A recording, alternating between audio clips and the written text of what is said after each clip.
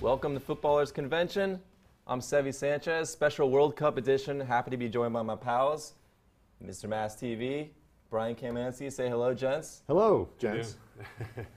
We have Mr. Mass all the way from Ireland and BK all the way from Mid-City. Mid-City, yeah. Well, yeah. Yeah, here. Not too far, but paths can join. What are we watching today, Mr. Mask? Yes, we're watching Peru versus Denmark in the Group C. It's going to be a tough match, actually. I think this is going to be a match where I don't think there's going to be a lot of goals, but it's going to be very, very kind of intense. But I think whoever wins this match is going to have a massive opportunity to qualify to the next round. BK, you're just telling us you have a special player you're really keeping your eye on. You've Yeah, been tracking his whole career. I'm trying to find him. Hold on one second. From the youth here. leagues Yeah. all the way up to Tottenham is where he plays. Yes, you were just. I could have told you that.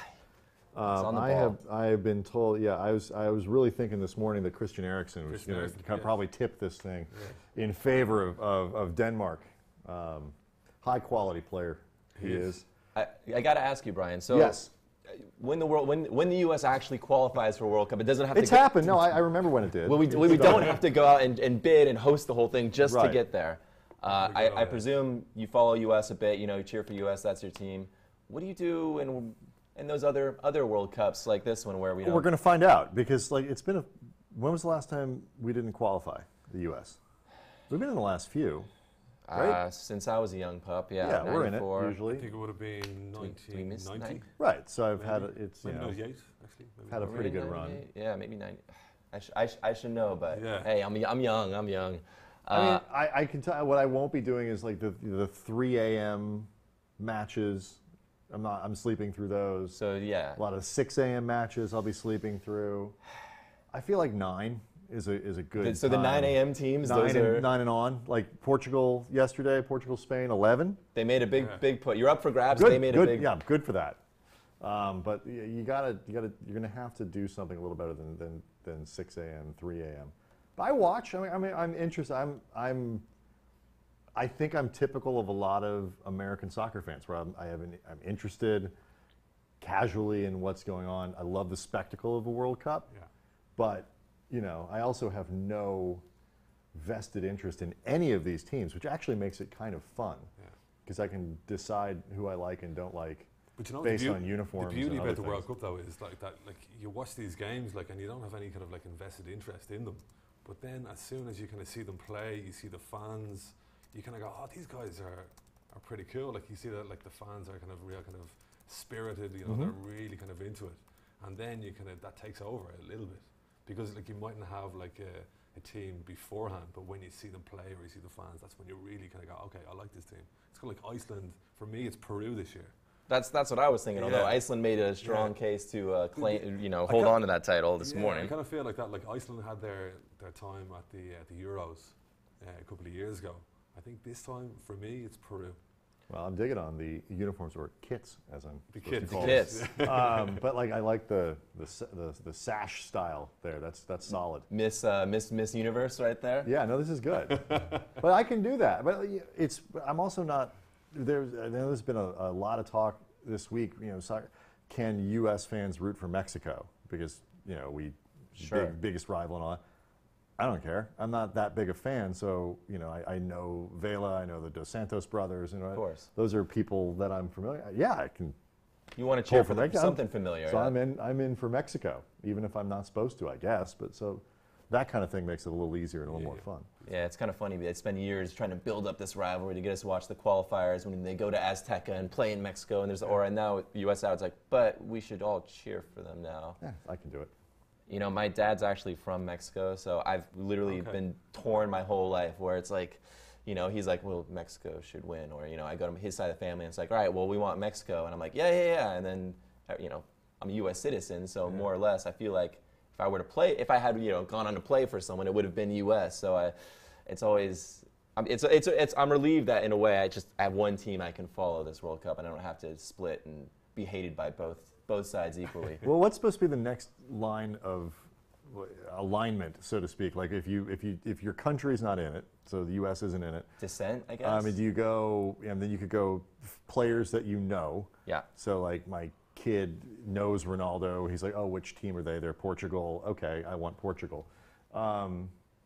So, but then do you go like where your family heritage is from? Is that do you know what a lot of next? People, do you know what a lot of people do actually? They actually go by the kit and they go, listen, I like that jersey. Yes, I think that's pretty cool. So like Nigeria this year Very nice kit. have a really, really cool kit. It's one of the most popular kits in the World Cup.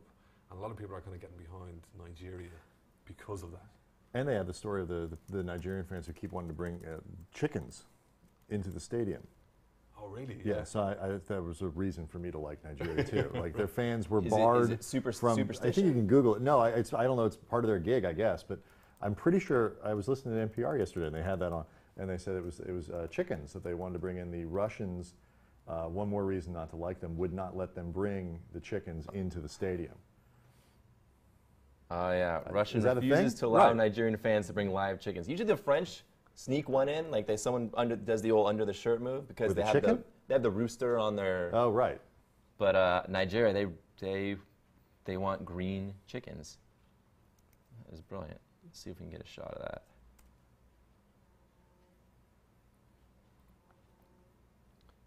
Yeah, Nigeria should be good I wasn't fun. making that up. Ooh, shot. Are you shocked at all that no Paulo Guerrero? Yeah, I was surprised. Like, I mean, he's obviously their star player. They have Farfan. Ageless wonder. Yeah, like what is he, 33 now? Like, I remember him playing for like PSV back in the day. Yeah.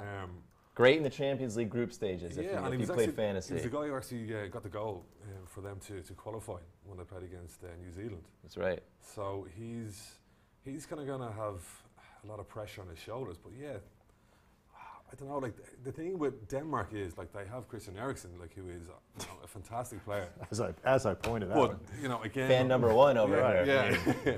But they played against Ireland in the playoffs to get to the World Cup, and they beat us by 5-0. Your mate Christian Eriksen's got 3 goals against us. But they have a few other guys that are really, really good. A guy called Sisto, he plays for Celta Vigo in Spain. Yeah. He's a really kind of top quality player. Very kind of very good in the ball, great composure. They have Christensen, who plays for Chelsea as well, who is a great defender. Kasper Schmeichel, one of the best goalkeepers in the Premiership. That's a great name. Yeah. So they're like Denmark have a good team. Like they're not going to be the most kind of like creative on the ball. So that's why I think kind of this game is going to be very, very tight. They sort of German in that way? Yeah, kind of. Yeah, that kind of ilk. Yeah. So in terms of like the best match to watch today, this is probably not the one to watch. But listen, it's going to be a spectacle anyway.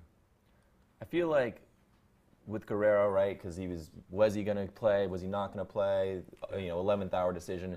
He couldn't train with the team, so he was quote unquote training on his own. Which Ronaldo, sure, he trained on his own and come back looking like a model. But there's some guys aren't big on keeping up on the regimen. I would guess he's among those. So I feel like he's a little bit of a smokescreen where he's not like Salah maybe for Egypt, where it's like he's the big name, so you have to have him. You have to have the threat of him on the bench coming off, but he might not really be match fit. Like how bad is he hurt?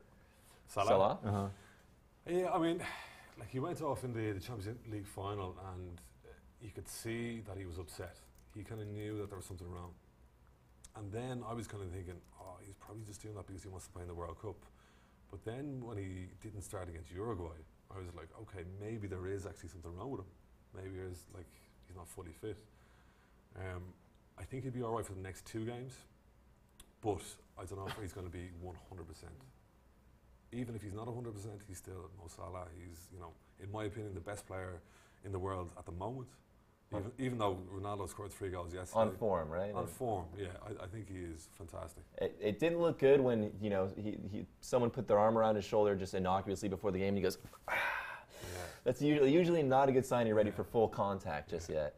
I don't think he would cut it in your son's hockey league there, Brian. No checking. Maybe he would. No checking, but maybe still, he would. they get physical every once in a while.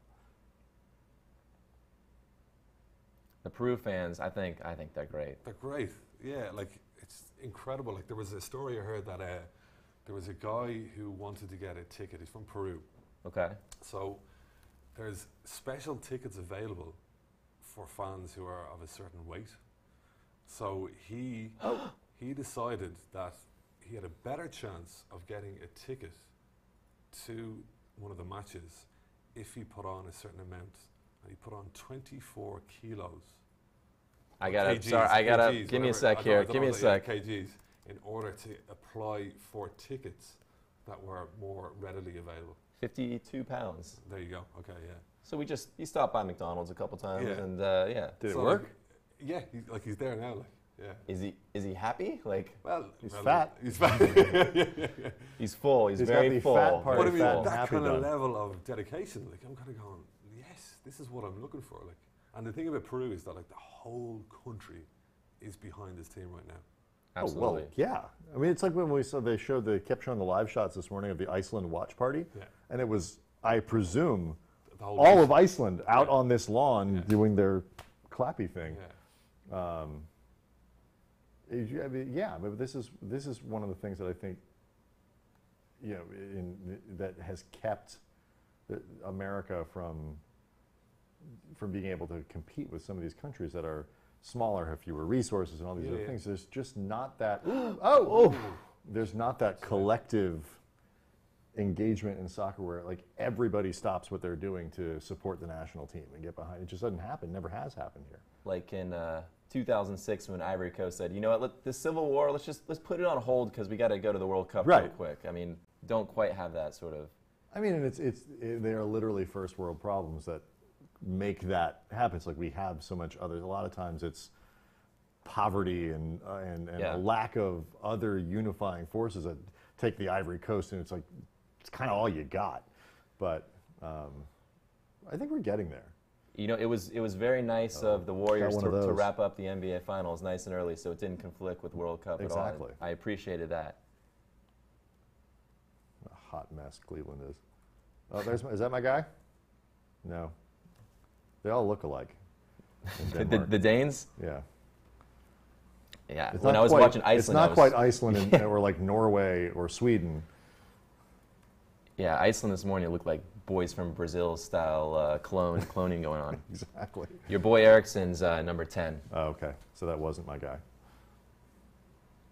You'd think I'd know that since You know, in the 25 minutes since I've known You- who you- that guy is. you recognize it when you see him play a pass. You go, oh, that's only Ericsson can play that ball. I fully intend to have very strong opinions about what's happening in this game, despite driving by for soccer every 4 years. He's upset. I'll tell you what, Peru have already had some shots. They're not afraid to have a few goes here. It was a good save, actually. Got down well.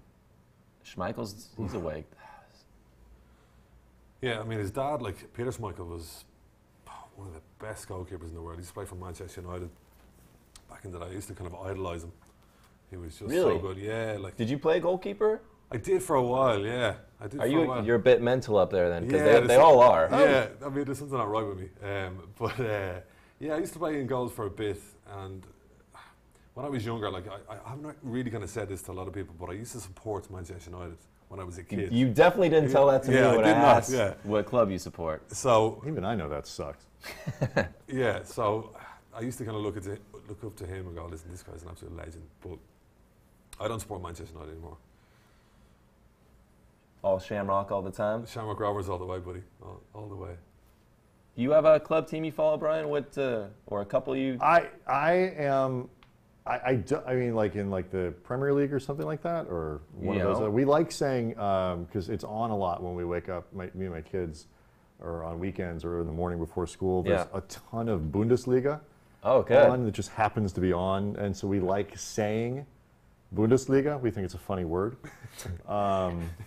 like most German words. Not really. I feel like I'd really be inclined to support are super random mid-level Premier League teams where you don't quite know where they're from. Like And they're they like have fun esoteric logos with you know, like I don't know. I like or they sound funny, like West Ham. Yeah. Like Wolverhampton Wanderer, or, right? you know. Crystal Palace. I mean, they're not very good, but that's okay. And then colors, like you have to have a good uniform. Yeah. One of my coworkers, big Crystal Palace fan. I'm so pleased he said that. He needs to hear the truth. Not very good. Yeah, I mean, I know which teams kind of suck. But I don't want to pick a team that's going to be relegated because then I have to get a new one. So it's a little bit of a trade-off. Obscure, but not. Right. I don't have that kind of energy to start really cycling through multiple teams. It's not like a lot of people. I'm open to recommendations if you have. Well, I mean, you know, a lot of people have done like it's quite funny. It's like that. Once a team does really well, you'll see a lot of fans getting behind them. So you know, without being bad, like when Manchester City did very well. Like that was a cool story. 10 years ago, like 15 years ago, a lot of people then started supporting Manchester City. And then it's kind of like the same with Chelsea. They've kind of got a lot of fans over the past like couple of years again because they've done well. But I mean, I suppose like if you are like a fan or like if you are interested in the game, you want to go and watch the best team. You want to watch it, like the team that are going to like entertain you the most. You know. Sure. Well, I'm not going to watch Crystal Palace. I'll just support them. Yeah.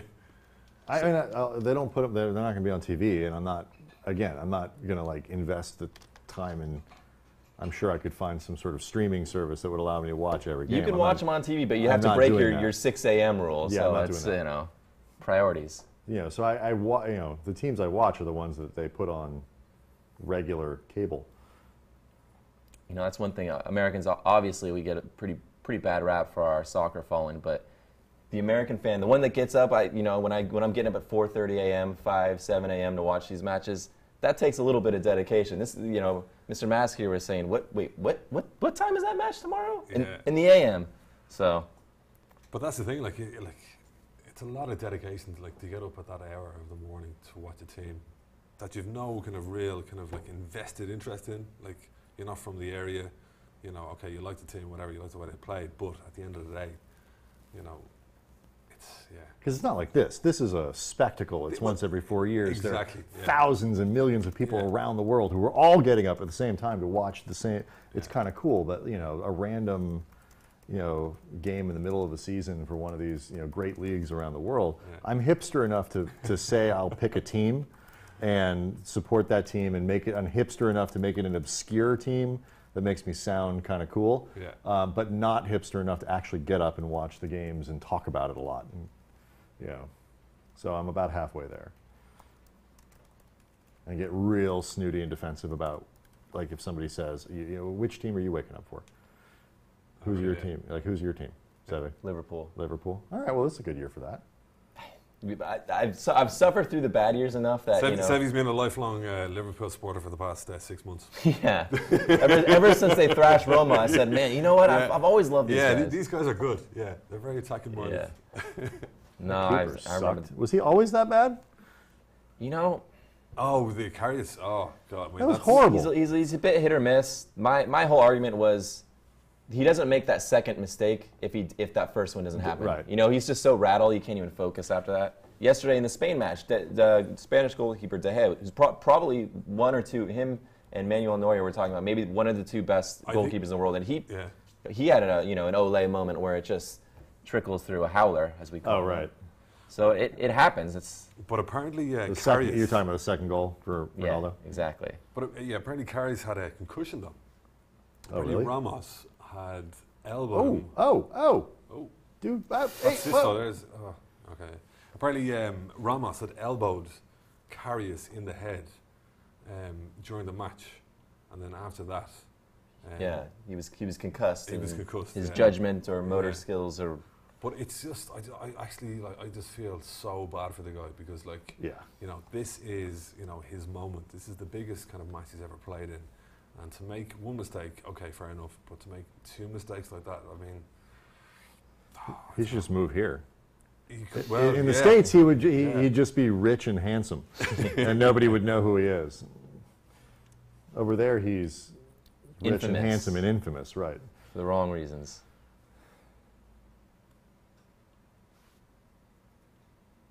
This has been a pretty open game so far. Yeah, I mean.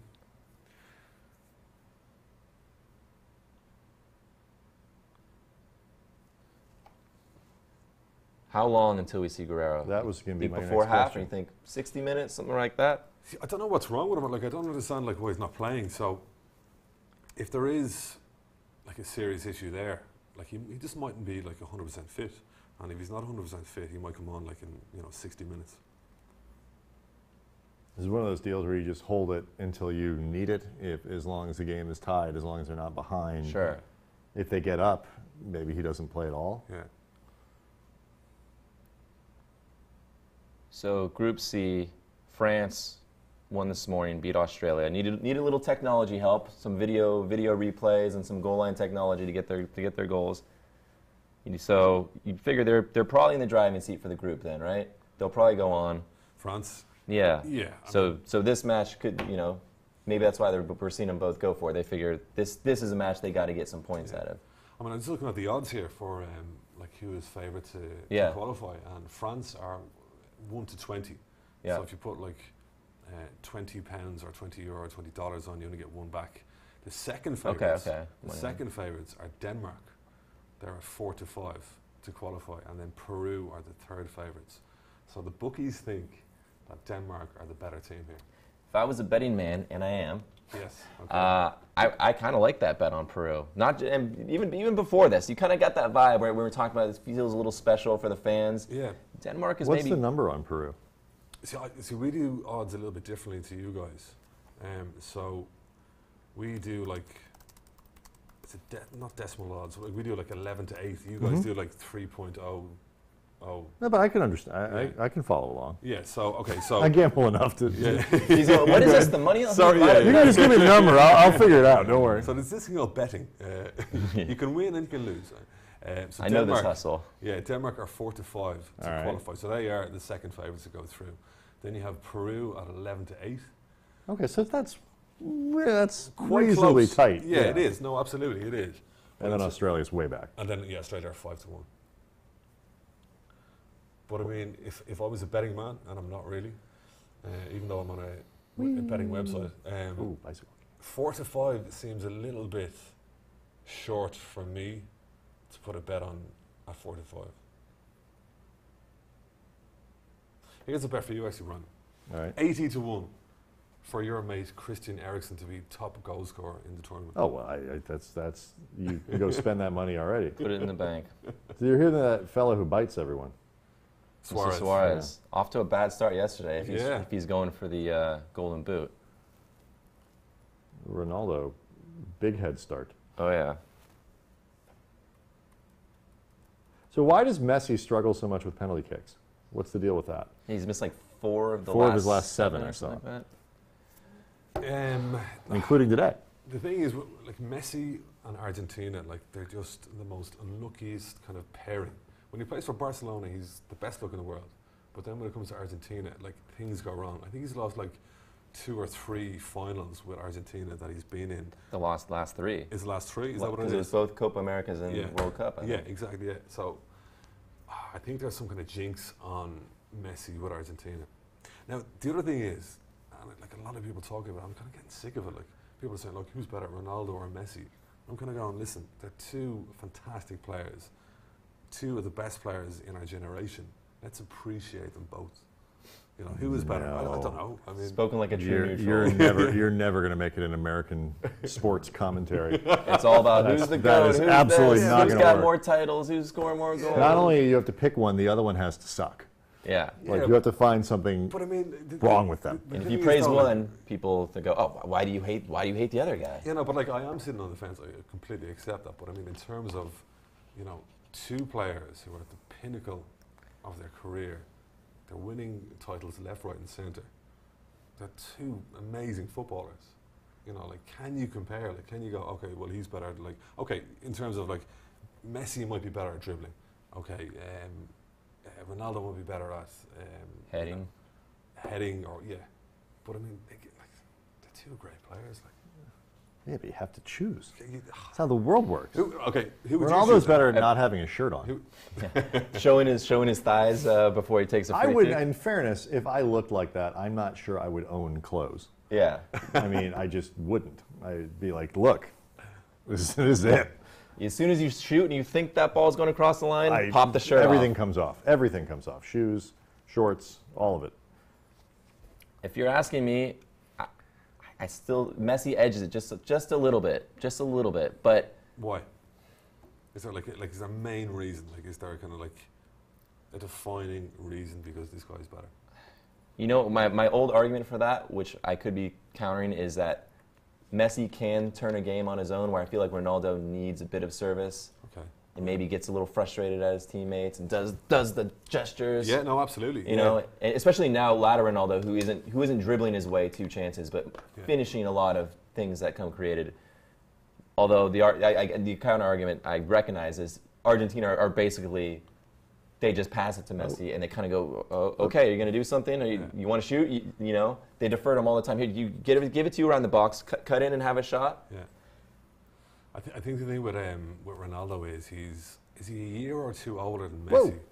About a year and a half or so. Something like that, yeah. And I was watching him yesterday in the game against Spain, and I think I said this to you yesterday. I was kind of thinking that in the last 20 minutes of the Spain versus Portugal match, Ronaldo wasn't as kind of like agile as he would have been. He was kind of like, he wasn't chasing back. You know, he wasn't kind of going towards the ball. He wasn't kind of asking for the ball. Whereas Messi has maybe that year extra that he can actually go there and play the 90 minutes. Yeah, that's true. I mean, Ronaldo really takes care of himself too, so it's hard to see like a steep drop-off coming for him. Yeah. Whereas, you know, Messi, what did his coach have to say? Don't worry about the vomiting before the games. That's totally normal. Nothing to worry about. Or his dad or someone had to say that. You kind of wonder. Especially seeing El Diego in the stands earlier for Argentina. It's kind of not really the standard of fitness that you're looking to for your icon that you hope this player. Well, that just makes me like him more. Oh, Maradona. Stars, they're just like us. Yeah. Just like us.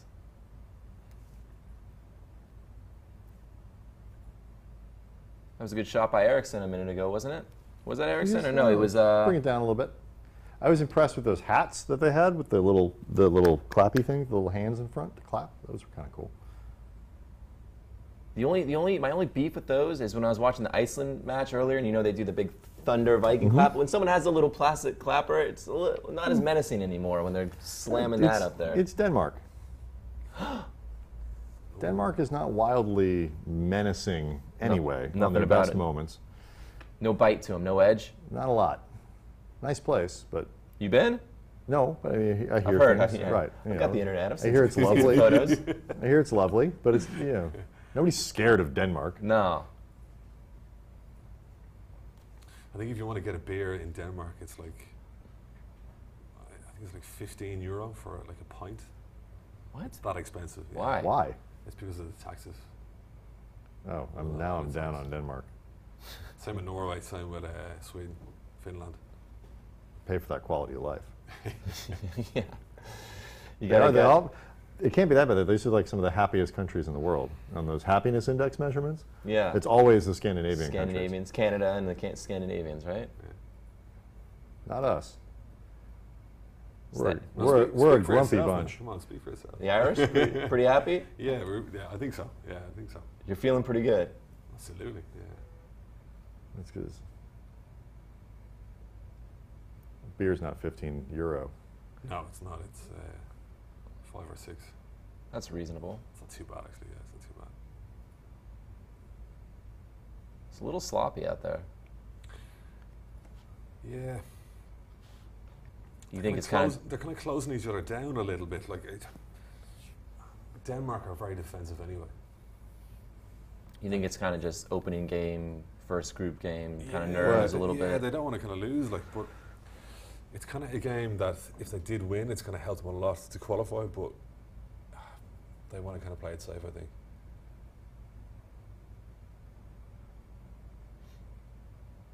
It's Casper.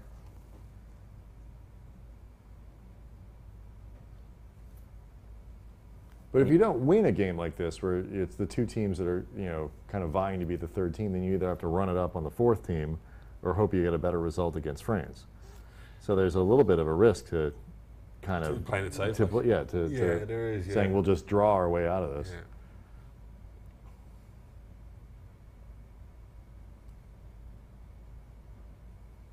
You said it was going to be pretty tight at the beginning, and it was more wide open. Now they're probably getting into their game plan. I think a draw was 3-1, 4-1.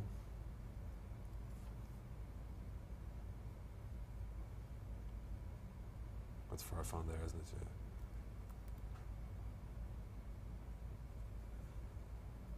Oh, it's a great that ball was a in, good wasn't run, it? yeah. Great Great tackle. block as well, yeah, nice. Ouch. Took a little boot to the face.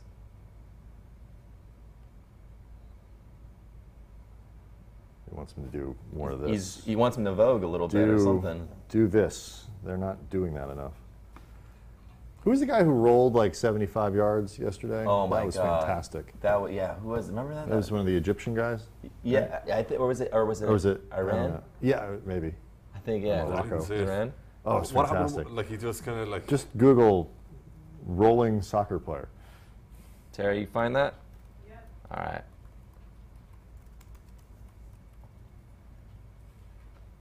He does almost like a full 180. Just like, you know, when you're rolling down a hill and you're a little kid and you end up turning because of the physics of your body, and certain parts are bigger than other. He ends up rolling in like a half circle. It's spectacular. It was great. It was great. So soccery.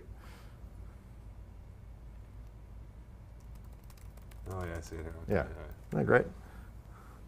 It was something. And there was, was it the opening match?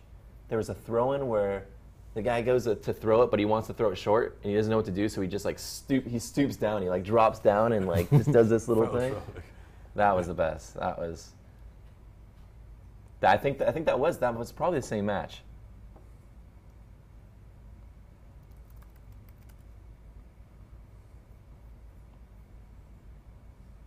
Like, you can't wear those hats anywhere else, right? See it? Isn't it great? What do you do after you get that? You know, you wear it, you're having a great time, then you go home and it's like back in the closet. Put on eBay. Yeah, I was there.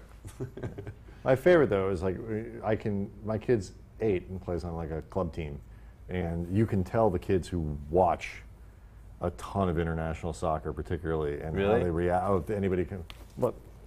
Yeah. Like they do it. They imitate what they see on TV. The Italian and hands. it's spectacular. My kid doesn't watch. He doesn't know what to do when he thinks he's fouled, or if he happens to score a goal or anything like that. He's totally confused. Just kind of runs around. He doesn't know how to roll around on the ground. There's one kid who, you know, anytime he hits the ground, he's down there for a little while, like he's been shot. It's all learned and imitated behavior. It is. When they're really little, before they've watched TV, you know, they just pick themselves right back up and go. Yeah, and they go.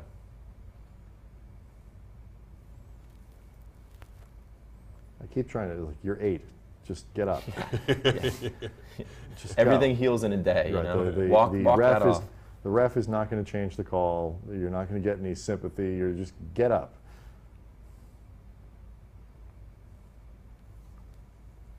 These guys have a lot at stake. You don't. Get up.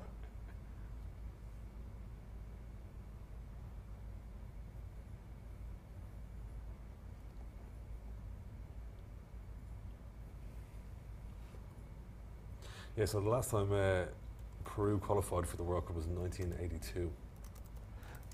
That doesn't seem. What's that, 36 years ago, 35 years ago? Shouldn't they be better? They feel like the country that takes soccer seriously. Yeah, I mean, the thing is, like, in the qualification group that they're in, like they're playing against Brazil, Argentina, Bolivia. There's a lot of good teams in there, like Chile as well. And I think they finished in 5th position in the qualification group, and then they went into a playoff, and then they played against New Zealand, and they beat New Zealand by, was it 2-1, 2-0? Yeah. Can we get these people a golf cart? Why do we got to be carrying everybody off the field? The technology like we it's have, World War One. It seems, yeah. Just get a cart and drive them off. It's not so bumpy. I mean, if there's something wrong with the guy, what are we bumping around? We saw yesterday the guy who thought they had a concussion. Oh my God, that was Slapping like him a around. watershed moment for the sport when I was like, oh God, please don't be like the NFL. Please don't let this guy go back in. Like, it's clear he's a concussed. Also, don't slap him around. The doctor was just like, "You'll be all Hey, right." Yeah. Pour the water on the back. How you doing in there? When he did, to his credit, seem concerned about his well-being, but that doesn't seem. I'm not a doctor. That seems like the wrong way to do it. And get a cart. That was medieval medicine right there. You don't need 8 people to carry a person off. He was like wobbling around too. It was like, oh my God, please don't. The Crimean War. Seriously. Stop. Okay. Here's something. Oh, nope.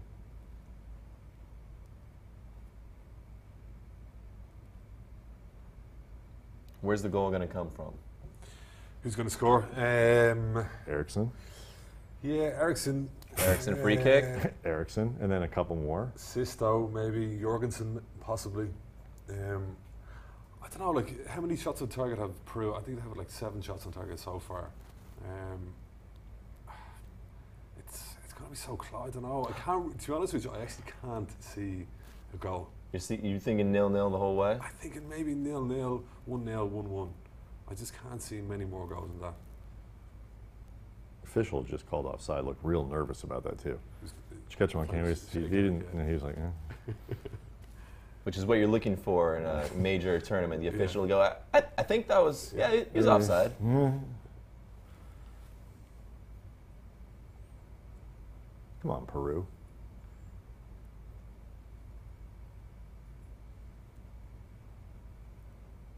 Oh. Ooh, Oh, there it that's is. a foul.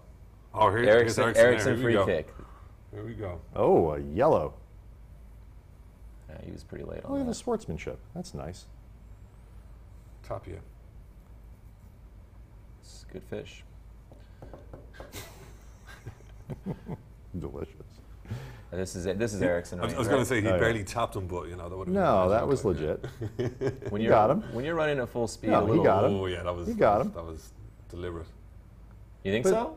Yeah, yeah, he meant You to knew do he. that. But then everybody Yeah. got up, and And which is fine. it's yeah. fine. Like that happened. It's He good. didn't roll around like the No. Iranian guy did yesterday. I'm pleased. So good. I'm pleased at how that went.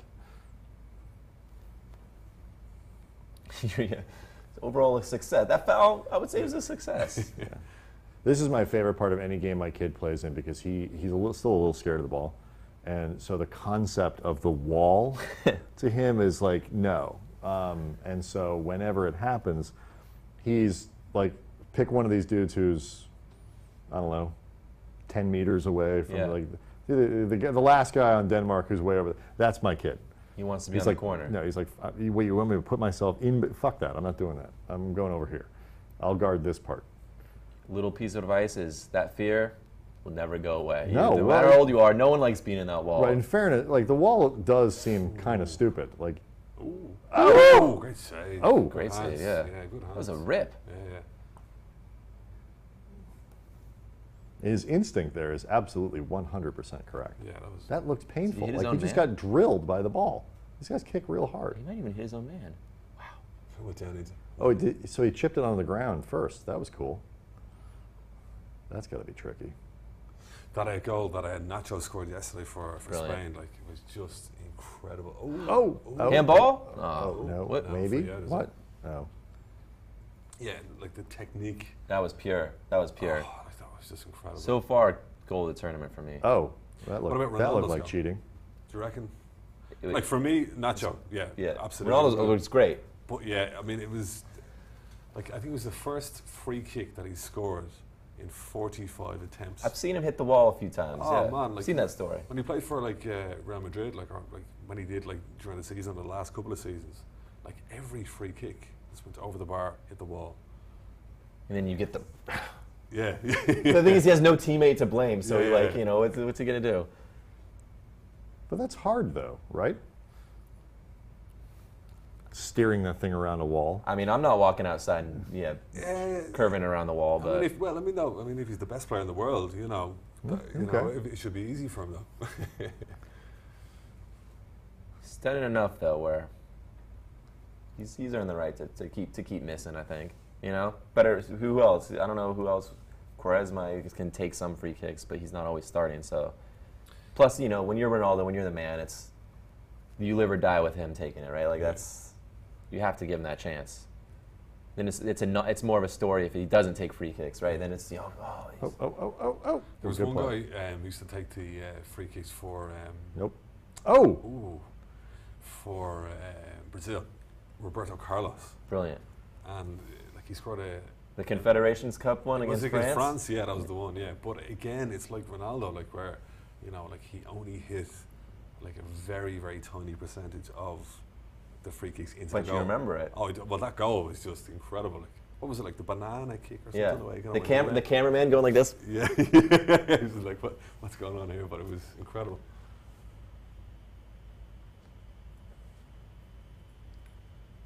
Those jerseys are great. Yeah, they're nice.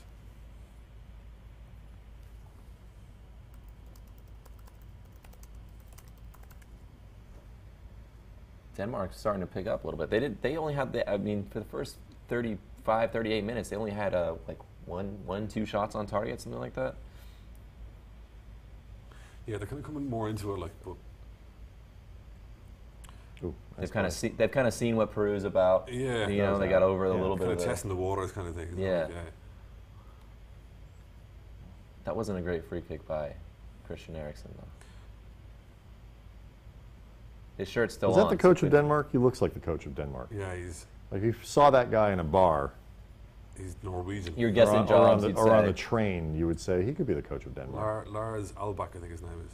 Oh, he's been around. Yeah. Where was he before? I think he might have been like Sweden, maybe. Yeah, it sounds about right. Yeah. He's definitely been on the coaching carousel. Yeah, he used to play. He used to play as a defender back in the day. So again, it kind of gives you an indication of, you know, Denmark are playing quite kind of defensively now, like, so he's kind of brought that on them. You feel like there's a position that lends itself to being a great manager when you retire, or is totally just more dependent on the person? It's a good question, actually. I'm just trying to think throughout, like in terms of like Zidane, you know, he was like a midfielder. Sure. He's been very, very successful. In the box. Yes, hit. It's gotta be! Oh, wow. Yeah, video replay. VAR, come on now. I saw a leg get pulled. Call it. He's playing on. He's still there. Well, now he's got to milk it. Right. Now, how does that work? How long do they, can they go back and look?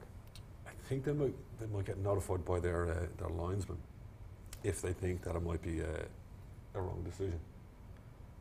Is he going to the VAR? Because they won't stop play. Oh, no. No. Oh, well, he got him at the back foot. Maybe at the back foot, yeah. Oh, he's going to have a look. How long do you think they'll take? Roll. This is great, though. This kind of adds a kind of extra element to it. It is a bit Hollywood. As long as it's quick. Because part of the appeal of soccer is that it doesn't stop. Yeah. I think that's a penalty, man. I actually think that's a look, penalty. he got the back foot. Because he got his leg. And he totally kept him from... 100% penalty. It was a slip, but that's a penalty. Yeah, I mean, and that takes away a massive scoring opportunity. What's he saying?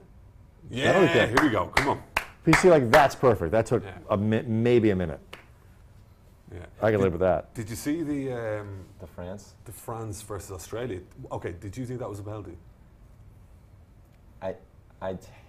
Reluctantly, I do. Okay, right. The thing is about the VAR that I kind of thought like that is there had to be 100% conviction. Oh yeah. In your decision. Indisputable evidence, we call it here. Yeah. And I didn't feel like, definite penalty. Like, I didn't feel like that. Hey. Now, and he looks like the coach of Peru. He is, yes. Like this works. I like that guy. Yeah, I didn't feel like that it was... You didn't wear sweaters? You didn't wear Coach of Peru. I didn't feel like that there was justification to go... You wouldn't have given it? No. The Pogba goal was legitimate, though. I mean, that was... Oh, 100%. Yeah, I was saying, yeah. Right. Is it Farfan, is it? Must be. Oh, I thought the goalie. Oh, no, it's not, is it? Yeah. Where's he put this? Bottom left. Peru, only been out of the World Cup for some 4 years. I say you chip it right up the middle, huh? That's my favorite one. When it doesn't come off, there's no greater disgrace than that. Bottom right? left. Here we go. Come on, buddy. Oh. Come on, Peru. Run up. Oh. No. Oh, hey, oh! Oh! Well, What the hell was that? that was terrible. Close. Oh my. Look at the man here. It's just like, Yeah. He doesn't know What was the deal with that? stupid run up is. oh my God. That was He was trying to get in the show. maybe one of the worst penalties. He didn't. Did he slip? No, he didn't slip. It was just terrible. That was like, was awful. He had it. He got him going the wrong way. wow. Yeah. Terrible. You never. He's there clapping. It's like, yeah. I'm not a fan of shooting high because I feel like your adrenaline is always going a little bit. Where you sky it a little more than you think. So easy for me to say, but yeah, I mean, but that was rubbish. That's all. That was really bad. The best way to kind of hit a penalty like that is like in the corner. Yeah. But it is the most difficult to kind of do that. But anyone can go do that, huh? I mean, we could go out right now. We could. Right. I mean, Diana Ross could actually take a better penalty than that, like, in fairness. Was that? Can you Was remember that that 94? 94? Oh my God. Well, he's got. I mean, it is. I mean, it should. It's the worst thing. I did contributed to a book where it was like a how-to in sports, and one of the chapters I wrote was how to make a penalty kick. And Yeah. the psychology of it and all the steps that these guys take. I talked to a bunch of people, talked to Brianna Scurry on how to stop one, all these. And, you know, on the one hand, it should always go in. Always. On the other hand, like, especially with the men, like, these goalies are all like 6'8". Sure. They're agile, they take them in. So you feel like if they pick the right side, They can. stop it almost, you know, no matter where, unless you place it perfectly. Yeah, I think I read something similar where it was like mathematically or using geometry, if you put it in 1 inch from the corner upper crossbar at X miles per hour. Well, there are a few places cannot, around there. They physically cannot stop the ball, but it's hard, I think, to do something where the only result that is tolerable is a goal. I mean, there's nothing else really in sports where, you know, penalty shot in hockey isn't like that. No. There's zero pressure on the goalkeeper, really, truly, you know, because if they make a save, it's unbelievable. You've done the impossible here, but at least make the guy save it though. That was terrible. That was bad. But I understand why that happens. I get it. Boy, that was. I mean, if I had to do it, like, you know, taking penalty kicks in a World Cup or something, I'd be wetting How many myself. penalties has there been so far in the World Cup? Like, there was 2 today. 2 for France. Yesterday, there's 1. Yeah. 3, 4. I mean, there's been a lot. Is that? I guess so. 4 or 5. And how many would have there been without VAR? There wouldn't have been this one, and there wouldn't have been the France one. Yeah, that's true. The Australian one, that was given straight away, I believe. Yeah, that right? was that was an absolute. And the Ronaldo one as well, I think. That was straight away. Like, yeah. That was a penalty for you? It was, yeah. Even I think Messi had a penalty decision against him today as well. That should have been a penalty. You thought so? Yeah, I think there's been a lot of penalties though, but I mean. You want more? You're saying a lot of penalties. Let me get a couple more, please. Yeah, get more drama. Come on now, yeah. Hey, if they keep skying them like this is great television. Exactly, yeah. Should we take a look at some of the match stats? Yeah, go for it, yeah. All right. Peru and Denmark. You want to see it on the monitor? You want to see AR? Or what do you want, Mr. Mass? You call it out. I want to see the magic happen. Yeah, just do it. Yeah. Terry, can we do a little AR?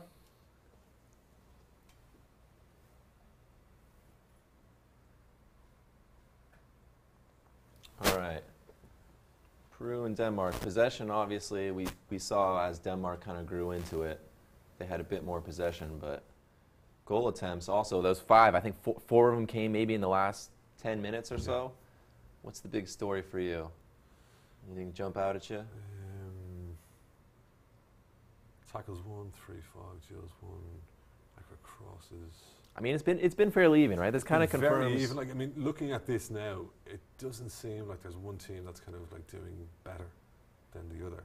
You look at this and you say evenly matched. Yeah, like possession-wise, you know, Denmark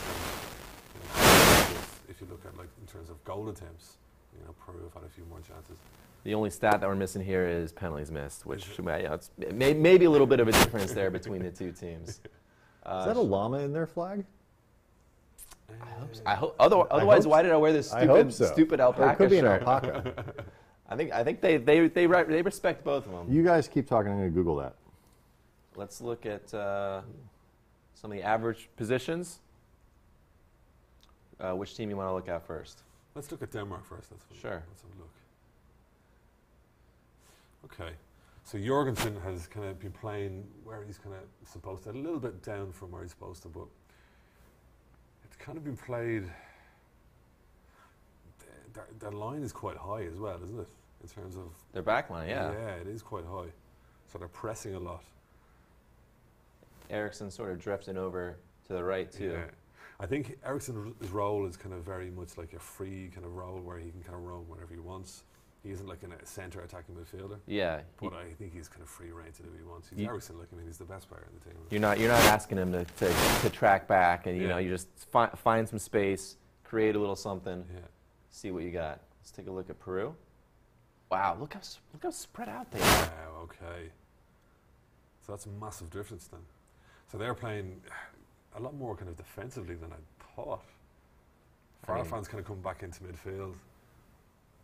Yeah, he's coming in there. Rodriguez, Ramos. Cueva has really been their furthest attacking option up the pitch. So he's kind of playing as like the second kind of striker nearly, isn't he? Like he's getting up there. And maybe it's because Farfan's kind of fallen off my radar, but I thought he was more of a pacier, lead the line type of guy. Has he always been coming back? I mean, I'm a little. The thing is, like, he's now 33 years of age. So a young 33. Yeah, so he's kind of lost that 10% that he used to have. So now maybe he's kind of coming back. Cueva is kind of going up there, kind of supporting him. I don't know. It's just a function of age. BK, what do you got for us? I got some really. I can confirm it is neither a llama nor an alpaca. Is it a vicuña? A vicuña. Okay. A vicuña, one of two wild South American camelids, which live high in the alpine areas of the Andes. The other is the guanaco. So it is a relative of the llama and a wild ancestor of domesticated alpacas. So there you go. Fun fact. Yeah. The vicuña, I think it's more like regal than the silly little llama and alpaca. Small amounts of extremely fine wool, very expensive because the animal can only be shorn every 3 years and must be caught in the wild. So there you go. I'm sold. I'll get a pet vicuña. You're welcome. Our camelid fact of the day. Look forward to tomorrow's. Let me know if you need anything else. All right, Peru. Shooting from all over. I mean, we saw earlier they weren't afraid to have a crack from deep. Yeah, it looks as though like they kind of feel like that they can take a shot. They feel like maybe the keeper can make a mistake. There's another thing that I've actually been kind of thinking about. Has the ball is it different? Is it a different ball than they would actually play like in like the normal kind of leagues? Yeah. Like, because I remember like the last World Cup, was it in South Africa? The Jabulani. They said it was fly out sail. Right? Yeah. So I remember there was a massive difference between the ball back then. So maybe they're thinking, listen, let's have a shot. Or maybe they were watching the Champions League final. And they said, so easy. I too could do that. Yeah, I can just rip one from deep. Bell, listen, what's this? Let's see, Denmark shots. Much narrower, right? Yeah, they were kind of going down the middle. Kind of made sense when we were seeing the average position. So this was Eriksson's free kick here. Yeah, blocked. Okay, blocked in the wall. Okay. Yeah, but only one save though. I mean, we saw that was on the rebound. It was a good crack, but they haven't really tested the Peruvian keeper. I don't know anything about him. He's definitely been a lot quieter. I know a lot of the Peruvian players play in Mexico. Yeah, Liga MX. Yeah, so again, I wouldn't know too much about them because my kind of focus would be more like in the European kind of leagues. Sure. But I mean, I think that league is at a certain level. How would it compare to the MLS? It's still a little better than MLS. It is a little better. Yeah. I would imagine that the players would be a lot more skillful. It's a little more of the South American style. Right. Yeah. Flair, creativity, kind of like. And all the players are kind of that mind. Whereas MLS, you get some European imports, right? And it's kind of thrown together a little bit. I mean, it's getting better. It's very close. I think MLS will overtake it in a few years. Okay. But when they do the like CONCACAF Champions League, Liga MX is still pretty dominant. Because they signed, what was it? Is it Tigres, I think. Gignac, when they had, remember he played for. He was exactly going to say that. Yeah. How and he was great. Was he good? Yeah. It's true. And who I think Ronaldinho went to Querétaro, which is a team. It was kind of his swan song. Ronaldinho. They said you don't have to come to training. He said, "Great, I wasn't anyway." Yeah. Okay. And then I think was that Keisuke Honda, the Japanese player, takes all the free kicks. I think he's in Mexico. Double checking on that, but. Right. Yeah, so they're starting to get a little of that MLS effect where you get some players from. And in terms of like money-wise, like are they being paid at a level that can compete with the MLS, or is it kind of a little bit lower? Because I would imagine, again, I don't know, but I would imagine they're a little bit kind of, they're not there yet, but I think they're kind of getting there. In terms of pure salary, I'm not sure, Yeah. but they're much more prolific. Right. Okay. So I imagine their endorsement money is they get more deals Right. than say the MLS. I mean, other than Zlatan, I don't think anyone else in MLS has their cologne per se, their own scent. What else do you want to see? Some attacking zones. Let's see how this. So look, so Peru down the right hand side. Okay. very dominant. It looked like Cueva was kind of shading that way as well. So It's kind of number 8. He was going that way, wasn't he? Yeah. which it's kind of a shame now when you think about it. He's probably been one of their main men in terms of keeping them going in attack. And now what we think about that missed penalty, that was just atrocious. I kind of feel bad, like, because like a lot of these players, like, because there's so much pressure on them to, be able to do well at this level, that when they don't, they must feel like that, they're letting the whole kind of country down. Like. Sure. Yeah. In a way, it was almost good that was right before half, so his teammates can maybe rally him a little bit. Don't worry about it. We got this. If that happens 2 minutes after the break, the whole second half, he's probably in his own head and he's done, right? Yeah. Any player you want to see there passing? How about maybe Mr. Eriksson? Yeah, let's go for Eriksson. Yeah, let's have a look. Okay. 23 passes, only 3 unsuccessful. That's my guy. Yeah, there's your buddy. That's just Eriksson being Eriksson. That's typical Eriksson. There's one thing that I've kind of noticed in this, though, is that a lot of these passes are not going forward. A lot of these passes are kind of going back. All right, well, let's take away all the sideways and backwards passes. And only 8 attempts. So, again, I can maybe understand it because he's an attacking midfielder. There's only really kind of 1 or 2 guys ahead of him, Jorgensen and Youssef, I think his name is. So maybe he's kind of getting the ball, he's holding it up, and then he's kind of hitting it back. Yeah. But I would expect him to kind of, get the ball and go forward, like, and run with it, I mean, if you look at all the players, Eriksson by far the highest profile, the most marquee player in this match. You figure this is a game he goes and gets, right? This is, maybe he's not Ronaldo, he's not Messi, but this is the game he puts his mark on a little bit, right? Yeah, exactly, yeah. And like he's playing against players who, no disrespect to the Peruvian players, but maybe they wouldn't be as good as the players that he's playing against in the Premier League. So he might have that upper kind of hand on them. Sure, psychologically too. He knows. Yeah. What else we got? Any other player you want to see, or? What about that System, the player for Denmark? You want to see his passes? Yeah, let's have a look at his passes. Oh, for Denmark? For Denmark, yeah. That guy there, 23, yeah. Whoa. Okay. That was a nice switch he had. Yeah. So he's kind of... He's actually going a little bit more forward in his passing. You sure? Should we? All right, well, let's see. There's only one way to find out. Yeah, a bit more. Yeah, a little bit more, yeah. Kind of seems to be kind of getting control of the ball. Where does he play his club football, He plays for Celta Vigo in Spain. He's like a really, really decent player. I remember him playing against Ireland again. I always go back to that. But I wasn't going to bring it up. I wasn't going to bring it up. I know what you're trying to do here. It's fine. But playing against Ireland, like he got the ball and he was so composed and he was just able to kind of like pick out the passes. And again, I think he's doing that in this match again. So you think Sisto and Eriksson were they the architects behind the great Dublin dismantling or Dublin demolition? Demolition? Is that what you get? Yeah. Disaster. Disaster. Yeah, he was. You could just see that he was quality. And to be honest with you, I don't really see him staying with Celta Vigo. I actually see him going up another level. I'm thinking that he can go to like Atletico Madrid. Yeah, something like that. Real Madrid maybe, and Valencia probably. Interesting. Yeah, good player though.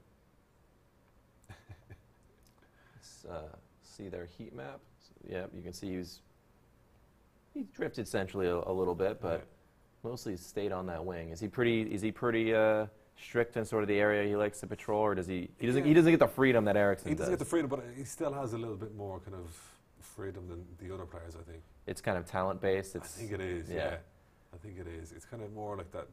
He has the ability to do it, where the other players are a lot more kind of like, okay, we get the ball, we know what to just pass to that guy beside us. Where he is more kind of like a vision, okay, creativity, and I can kind of move on.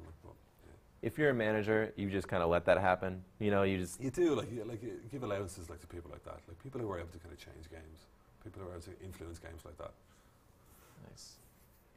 Well, I want to get Brian up to speed a little bit here. Sorry, we were geeking out. For this is good. We have our moments. For me. No, this is important educational moments for people like me. Tell us about the Football Manager stuff. Give us a rundown. I mean, okay. So what I do is I do Football Manager. It's a game where you manage football teams. So it's a very kind of geeky, kind of like behind the scenes, kind of like. We need to look after our payroll. We need to look after our transfer budget. So like Stratomatic baseball in a lot of ways. Kind of like, you don't actually play it. It's not like FIFA where you play matches. You don't actually play the game, you manage the game. So you select a side, you create a budget for, how much money you can spend on players, etc., etc. And I do YouTube videos on different kind of experiments. So a lot of the experiments that I've done recently is that like I put in 225 teams in a World Cup that lasted 1 year to see how that would unfold. And it is very kind of like lifelike in terms of like what happens in reality is quite similar to what happens in Football Manager. And just you put in different kind of experiments, you put in different ideas, and then you kind of see how it plays out.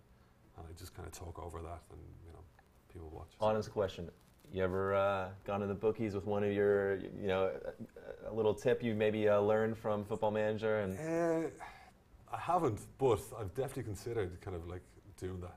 I think there's a lot of kind of information that you can kind of get from doing these kind of experiments. And you can get to see like, okay, well, if this happened, maybe this guy, Christian Eriksson, could be the top goal scorer, Do you ever find any like great disparity? Like, did you do it for this World Cup? Or? I did, yeah. I did a few experiments for this World Cup. The main teams who won were Brazil, I think won the most.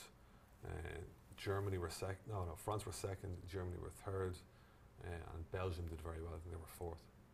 That's cool.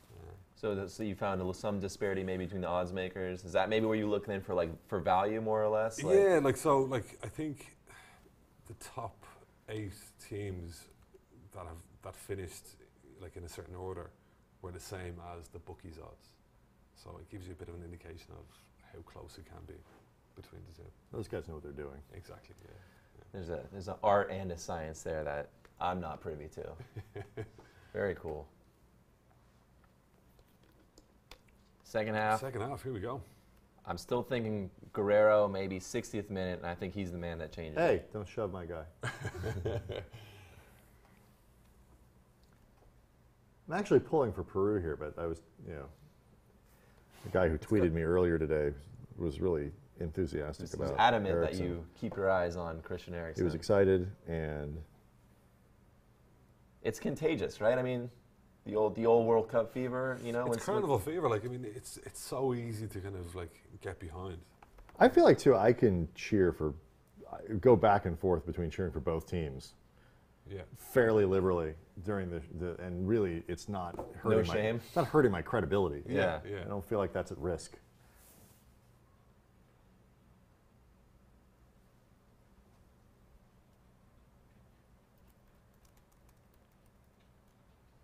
I feel like Peru has better kits and better food. You're a big Peruvian food guy? Lomo saltado, that kind of stuff. Oh, yeah. Oh, it's great. Really good. Or is that Salvadorian? I don't No, know. that's Peruvian. That's Peruvian. I have a few Peruvian friends from school, and they literally skipped their business school graduation to be here. They're here. Cool. They're here right now. Yeah, they graduated yesterday, and they're sending me pictures from Peru. Like, great guys. I love it. That's the Peruvian fan right there. That's why you got to root for these guys. Yeah, and I also like the look of the coach more. Like I feel like the coach for Peru is a guy you'd want to hang out with more than the coach of Denmark. Yes, definitely. Yeah. Denmark coach doesn't know how to party. That Peruvian He's coach. wearing a sweater with a Oxford underneath. The Peruvian coach is from Argentina. Nice. And he was one of the players who was playing. I think he actually scored the goal that knocked Peru out of the World Cup. The qualification to the World Cup years ago. So you know. So now he's managing the team that he knocked out. That's one of the things that I think is makes international sports so much different than American sport. Like the notion that it was a really big deal. I forget. I think it was the Raptors. Somebody. I was the Suns just hired the Phoenix Suns in the NBA. I think it was just hired an international coach. I mean, whoops, crazy. Like when the Cavs hired David Blatt, who's mostly coached overseas. Like that was crazy and insane. Like we don't do that over here. You know, American coaches coach American teams. Okay. But it seems like that's never. I mean, you get the South Korean coaches never South Korean. The Argentinian coaches never Argentinian. You understand what I'm saying? Like, yeah, absolutely. That's a good question. I wonder what percentage of coaches are actually from there. From the and even in the really good soccer nations, it's not. We tried. How often is the American coach not American? Like we tried it with Klinsmann. That didn't go well. We had Bora back in '94. He's Serbian or Croatian. I can't say his name, but he's been around. He coached everyone. And then we had Bruce Arena for a while. Bob Bradley. Yeah. He's manager of LAFC now. Yeah. Okay. They're doing excellent work over there. I grew up Galaxy. I was on the field for their debut in what was it, 96, 98, whenever MLS, I think 96, for their very first match. It was against Metro Stars. I was one of the little mascots running around on the field when I was a little kid. And my dad and I, we actually had season tickets when they played in the Rose Bowl. Because they used to play in the Rose Bowl their first few seasons. Right. So, I would consider myself a Galaxy guy, but, man, LAFC has really done things the right way, the way they've come in. And they understand their fans. They built a beautiful arena. The stadium is gorgeous. It is amazing. Nice. Is Will Ferrell behind that? Or is he some kind of involvement in that? Or yeah, he's one of the owners, 37 owners that they have. Yeah. Right. But they're really competitive first year in. That's also become kind of a thing in MLS where it seems like teams can do that. Oh. Cut. Oh, wait, rebound. Shot from there. That was just... Take it in, wait for it, yeah. A player who... Like Atlanta did that. What was it, last year? Atlanta? Yes. Was unbelievable. Right at the top of the standings. And their games, they're selling out. They've got max capacity. And no one ever thought of Atlanta as really a big soccer town. No, but they're selling huge. Portland draws really well. Both LA teams draw really well. Galaxy are basically selling 25,000 seats a game. The LAFC is doing 22 or 23. It'd be more if the stadium was bigger. Seattle draws really well. And they keep expanding, so the league's doing something. That was clever.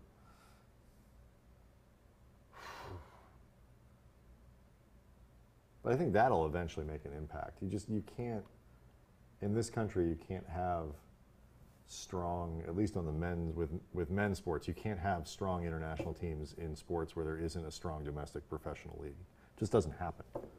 And soccer, it's just never been a thing. Now it's becoming more. Sure. I mean, I think step one is institute promotion and relegation with the second tier. So there's more motivation for clubs to not just maybe with MLS. Cash. They have probably enough teams now. Exactly. They're getting there. It's doable. It's definitely doable. Yeah, right. And then maybe they're expanding again. Yeah. I mean, it's not, you know, our 16-team league anymore. It's, you get the NASL teams. Yeah, you've got the, you know, their academy. You know, like in Spain when they have a Real Madrid B team and Barcelona Castilla, B. LAFC is playing Fresno they play Sacramento this time, I think, or something, on Wednesday in like the U.S. Cup or something like. So Sacramento exists or Fresno exists. I thought that fell off Sacramento fell off the map when Bibby left, right? That was a. Have you seen the pictures of him all yoked out? He's all jacked now. He went full carrot top. Really crazy. He went a little too pec heavy. Yeah. There's got to be some implants going on there. You think it's some pec implants? Yeah.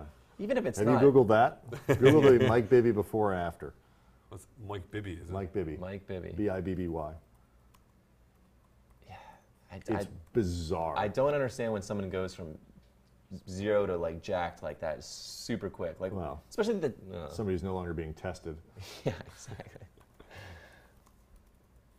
It's just why the pecs? Like, you're a basketball guy. What are those doing for you? Way oversized. Yeah, like, you're going for plastic surgery, get a little too much. You go 20% more than you need. It's just not specific to a sport. You know, if he was a former lineman, I'd say, great, yeah, you got, you know, you're still used to creating the A gap. But right. You know, what do you? No, it's awful. It's weird and pathological, probably in some way.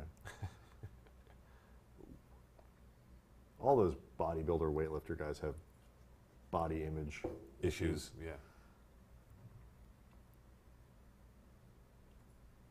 Another wasted set piece for Denmark. Hasn't quite come off. I still think my prediction is going to come through. So you're actively hoping for this 0-0. Well, I mean, if I had money on it, I would be even more kind of. Then you'd really be cheering. You'd be hooping and hollering. Yeah. But yeah, I just. It would make future broadcasts more fun. It would actually, yeah, that's true actually. I'm willing to gamble. What are the rules in the States in terms of gambling? Are you allowed to gamble? They're getting more liberal. Yeah. Really, yeah. It's very exciting. Yeah. So our Supreme Court just passed a law that each state can legalize it themselves if they choose to. So California will be a little slower, but it'll happen. New Jersey was like, great. They were already ready to go. All right, open the doors. Oh, we were right. ready. New Jersey was ready. They had essentially bet that the Supreme Court would do what they did, and so they had the infrastructure ready to go, and they were already started. It took them like 3 weeks to be up and running. So you can legalize weed, but you can't legalize gambling. It just, it's crazy. We're a weird country. Not all things make sense. Yeah, but I was in Vegas a couple of years ago. I said to you, said it like that. Yeah. It's like, it's a different world. Like, it's just incredible. Of course, Las Vegas is the best barometer to judge American culture based on. In some ways, it is actually. It's good to see us at our worst. So, you know. I just think, I mean, it's generally, I think it's fair at this point to just sort of broadly question our decision making in this country at this point. I think that's fine. I think that's fair. Politically, or just certainly politically. We deserve it. Just broadly. We deserve it. We deserve it. I feel like no comment, we've made some questionable choices of late, and if you're suspicious, it's reasonable. I'm sure Fox loves this. People are finally awake, and it's 0-0. No America. Claim FIFA. This is real soccer. Right. I'll tell you what, the Peru scores, this place is going to explode. Those fans are going to go mental. Yeah. In fairness, I would like to see it happen. And I'm like, I'm past like I understand enough, and I've watched enough now, and seen enough, gone to a few live games and all that kind of, to understand, like, it's not like the stereotype of like nobody ever scores and like nothing ever happens is not true. But you still do get into some of these games where, you can have games where it's 1-0 and it's super exciting and all that, and then, but not always. Like where the game gets mucked up in the midfield and nothing, there are no shots and no runs. That can happen. Here's one. Oh, here we go. Go on. Oh, yes.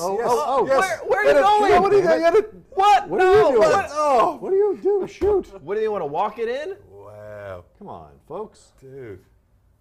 Great run. Offside? Offside, yeah, that was definitely offside. No, was it? Yeah. By a hair. By a sash. Yeah. Oh, man, what was he doing there? The thread of Right the here. fine wool of a cutback. vicuña. Lovely cutback. And then he decides Yeah, to he chip it 1 he yard. Fluffed it, he fluffed it, and then With a clean ball, that guy would have had a nice shot. yeah. A lot of blinds on Peru. Man. It was nearly worse than a penalty. Oh, yeah. Just saying, they got a goal scorer on the bench. Yeah, your mate, yeah. No, but the thing is, like with football, with soccer, whatever you want to call it, like You can call it football. no, like Go ahead. like we actually call it soccer in Ireland as well. Okay, you can call it soccer. Yeah, and like for me, like I go to a lot of the Ireland games, Oh. and it's like watching paint dry. How bad we are, like Just the quality. Are you bad because your players aren't good, or you play in a boring way, or both? Because that's the second part of it is what matters Good, more. okay, good question. Like we don't have the quality, but the manager knows that we don't have the quality, so he plays in a way that doesn't give them any kind of free reign to do what they want. So like he has a structure in place.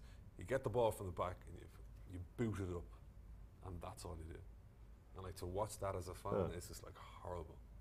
Well, I mean, to go back to like the one soccer team that I've actually paid attention to this year, like part of what LAFC does, like I think before they realized they were going to be good, they decided, and this is smart because they're an expansion team, you want people to come out and see an exciting product, that they were going to get up the field and pressure and do all that stuff. And if they lost games 5-2, okay, fine, but at least some things are People happening. watch. Yeah, You know, as opposed to a lot of expansion teams will go super conservative because that's the best way for them to win. They wanted to have a better product. Yeah. And so that gets people hooked into the team, I think, more than wins and losses. So if you have wide open 100%. games, people No, want to watch. absolutely. Yeah, and that's the thing. Like, I mean, especially for a new club like that, you want to have, you know, people to come in and watch the game and go, listen, this is going to be a day out. This is going to be entertainment for the family. They're going to go, okay, well, if they win, great. If they don't win, at least there's been 5 or 6 goals. You know. Like, so. And it turns out they happen to be good. Yeah. So It's been win-win. So like, this is the first year that they've been in the. Yep. Okay, and they're doing well. They're, you know. third, I think, in, Yeah, in they're their division, really their competitive conference. for sure. Okay, right. For sure. And we do playoffs, so that's Go, Denmark. That was my guy. And I'm it's, sure, Yuri. I'm sure it had something to do with it. a 0-0. So I'm sorry, Maskey. I'm sorry. Listen, I'm just not happy. I'm just not happy. Okay, here we go. Oh, it is my guy. There he is. So, He was onside. everybody's on What's that defender sides. doing? Nice little pass Yeah. forward, little cross. Oh, Oh, no. he finished that very He well. didn't even need the cross. Yeah, The yeah. guy was there. That was a great finish. It was. Oh, That near was a side. very Wow. good finish. That's tough. It's amazing what happens when you don't try to dribble right in front of the goal and cross No, it but you and chip could. it. That's not a lot of Wow. space to put that ball. That was really good. Now, who's that guy? That's Yuri. Yuri. He does not look like the others, but He's New Denmark, a Are you progressive saying Denmark. he's, Yeah. right? He's not not a he's not native? he's not native a Denmarkian? clone like who you does know. he play for actually? I think he plays for some German team. Good at the soccer. It's great. That was a great finish. Great run, great finish. Yeah, Is it was a good ball by Eriksson as well. Of course it was. There you go. We gave him a guy. hard time. We pulled out his stats, but then he, genius player can do something like that. Oh God, I read I'm sure I'll use this stuff eventually, but there was a great, Poulsen, on the New York Times in their, go Peru, Go on, Peru. go on, yes, go Hey, on, finish. score, damn it. Yes! Oh, he stopped it. Good save. Good job, Peru. save. Keep going. They have a section in their In the box. New York Times. New York Times World Cup preview. Like something to say to sound smart about each country.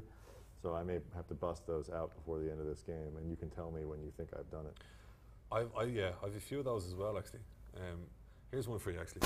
Peru are the 8th most supported team in the World Cup. Really? They've sold 43,000 tickets. There you go. What do we expect? The top 7. It's all the ones we'd expect more or Yeah, less. I think it's like Brazil and Germany, yeah. Spain. Yeah. That was a great save, great Wow. hand as well, wasn't it? Very strong hand. Yeah, Poulsen, Youssef or Yuri Poulsen plays for Leipzig Okay. In the Bundesliga. in the Bundesliga. Yes. Yeah, There And you go. they're a fun team to watch in the Bundesliga as well. They have a similar kind of attacking. Let's go. they go are for actually broke Leipzig. style. Yeah, they're really good actually. Well, I mean, they got bought over by Red Bull, didn't they? like a lot of people weren't too happy about that, but they're investing money into the city. Like it's former East Germany as well, and you know, it's not. It's great. You especially in the modern game when there's crazy money coming in. You kind of need it to be competitive, so you take it where you can get it. But man, Red Bull does not make it easy to like them when they just slap their Red Bull in front of everything, right? Yeah, but man, it's a lot of money. Yeah, they invest a lot of money in these clubs. But like the thing is, like what they're doing is that they're investing money in. But like if you look at the likes of PSG and Manchester City, like they're getting massive investment from Qatar and you know, a few other kind of very rich oil nations. So. You know, Leipzig are actually kind of putting you in your face by saying, okay, Red Bull, Leipzig. But, you know, a lot of the other teams are doing the exact same thing. Here he is. Ah, here we go. Mr. Guerrero. Already one touch. What was that? I was outside. What did I say? Did I say 60th minute? I was off by about in fairness, 2 minutes here. I'm sorry about that. Did actually. 34 goals in 88 games. Is that right? 34 goals in 8. That sounds like a lot. That's a lot.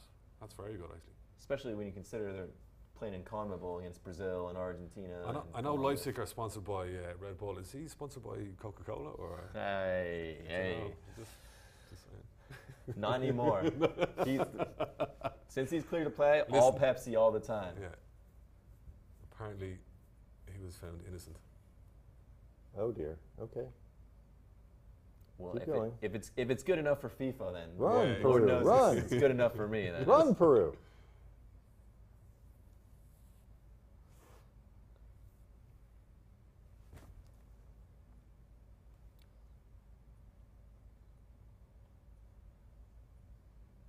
Yeah, he's pretty loved in Peru. I mean, he's kind of their icon. He's their typical like their you know, troubled genius type where you know he's flawed, but you kind of overlook it because he scores 34 goals for you. I think a lot of players are like that, though. Is that like there's definitely something wrong. Like you can bite people if you score a lot of goals. Sure. Oh! Straight into his hands. Oh man. See what I mean? Though he's kind of magnetic, where he draws the action to him a little bit. And his players they pick up a little bit when they see him out there. You get the energy, the vibe off him that, like, you know, he wants to kind of achieve something like so. I think I'll give him a lift. How's Dolberg been today for Denmark? Have we seen anything from him? There's a good question. So I feel like he's got the talent to be sort of the Danish equivalent of Zlatan. He is good. How old is he? He's young. He plays for Ajax. But is he starting today? Is he? Okay. Yeah. So Kasper Dolberg has the talent to be the Danish equivalent of to Zlatan. Yeah. Some original thoughts here being composed. I thought that was pretty expertly slid in there. Like you went straight to the board to check. Like next that's thing a great question. Are you going to tell me you don't know about Vicuñas? The world won't be the same. It's all about the delivery in those sorts of things. In your one comment. Who do we want to see? Kasper Dolberg. I don't think he's playing. Oh, then. Yeah, I was going to say. Clearly he's underperformed then. Why? He's got the talent to be the Danish equivalent of Zlatan. Yeah, he is good. I think Jorgensen, I think, is probably better than him. At the moment. Oh, well. But he would be his competition. But thanks, New York Times. But he's going to be the star of the future, though. Yeah, he's going to be the star of the future. I'll tell you what, it's still better than Fox News's like World Cup guide. It was just embarrassing. Was that bad? Really? It's exactly what you think it was. It was, you know, this is what a red card means this, and I'm just going, oh my god. Yeah. Well, it's training wheels. Now to recap, you are not allowed to pick up the ball with your hands? Allegedly. This is Russia, let's be honest. Both teams are doing an outstanding job of that today. I haven't seen either team do it. Yeah, so the pass-back rule, so they used to be able to pass it back to the goalkeeper. Right, they fixed that. Yeah, so like in the 1990 World Cup. So boring. I mean, it's just everyone, like every single country used to pass it back, waste time, and yeah, it just got really boring. So it's definitely a better. When they expand to 48 teams, is that going to make it better or worse? I mean, I don't know. Like, so it was 32 teams in '98. Before that, it was 24. and before that again it was 16. I don't know. I think it might lose its kind of like credibility, but 48 seems like a lot. it's a lot of countries. Like it's a lot of countries, and the other thing about it is it's going to be a lot easier for countries to qualify for the World Cup. So it's kind of lost that kind of prestige, I think. But like are there, like you can make an argument at the NCAA tournament, like there are, you know, when it went from like whatever 50 something to 60 whatever, like at least there are, I think 68 now is too many, but there are 60, 55, 60 credible college basketball programs. Are there 48 credible, like everybody's making fun of Saudi Arabia. And as they should, because the last time they played, Germany beat them 8 whatever. Well, but they don't take the top 48. It's not like they go through the world rankings and take the top 48 teams. Qualifying. So there probably are 48 decent soccer teams, but I mean, you look at the ones who missed out here. You could have Netherlands, Chile, Italy, U.S. Like right? what's the U.S. ranked? What are we? In like the 20s or 30s or something? About that. We are about that. So and Italy's got to be Denmark, I think, better. are 11th in the world, and I think Peru is like 12th. 12th. They're right neck and neck, yeah. But USA, I think, I'd say you'd be top 20 anyway. We should be around there. And Italy's in the top 20, aren't they? I'd say it'd be top. Italy's 10. 19. Oh, is it 19? Is it really? U.S. 25. Really? Okay. The U.S. has gone as high as like single digits before. Where's Ireland actually at the moment? I got to control F this thing. God, I can't. If you go scroll down. Oh, here we go. I'll tell you what. 35th. 31st. Okay, that's not too Only 2 places behind Northern Ireland. Okay, right. You guys have got Romania just covered. In between. Okay, yeah. Chip, score. Oh, go on. hey, go on. 40. No, I think 48 is too much. I And think, what's Saudi Arabia? Oh, I'd say they got to be top 50. Are they? I don't think so. They got to be, don't they? Oh, dude. How is this? I mean, people talk about Saudi Arabia like they literally have no idea what the rules are, even of the game. Like it's their first day. The thing with Saudi Arabia is that they're a really, really small team, and they were playing against giants in Russia. A lot of the Russian lads are like 6 foot plus. The Saudi Arabian team is actually quite skillful. They have a lot of very kind of decent players. Whatever happened the other day, they got hammered. That's also the first day against the home team. It's tough. I don't think they're as bad as what people think they are, but yeah. You know what I think? I think they're worse. You think they're worse? I think from what I saw, they could lose another 3-0, 4-0, and the rest of the group. I was watching a kind of friendly match before the World Cup when they were playing against Germany. They gave Germany his. They did. I think Germany beat them by 2 goals to 0 or something. Were they trying? That's the other question. Yeah. But I mean, I think Saudi Arabia, like, they had a lot of skill on the ball. You know, they were able to create chances. The other question is, were Germany trying? Probably not.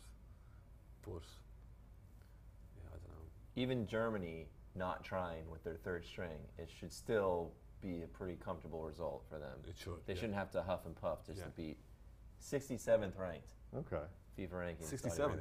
So Russia at 68 then. Russia are at. I'm seeing them at 70 now, but I think this is up. I think it's updated. I think this is live with incorporating these results. Yeah. Okay, right. Okay, yeah. Why? I thought they've historically been okay. Who? Russia. They have, yeah. This is probably their worst team in a while. In a long time. Oh. Euro 2008. And 8, they got to the semi-finals. Yeah, that was Arshavin and all those guys. That's right, yeah. A young Yuri Zhirkov, I think. That's right, yeah. Very good player, actually. They're getting a lot more pressure now. In the box. Go on, yeah. Delivery. Oh, nice. Yes. Oh, it's staying out. Yeah. Great defending. This is like just enough.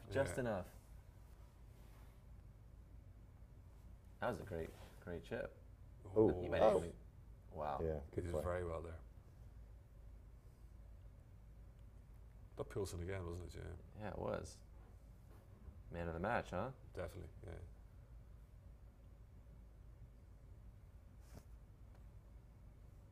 Have you got any more stats for us? You can't. You have to sneak these in, otherwise you'll know when I did it.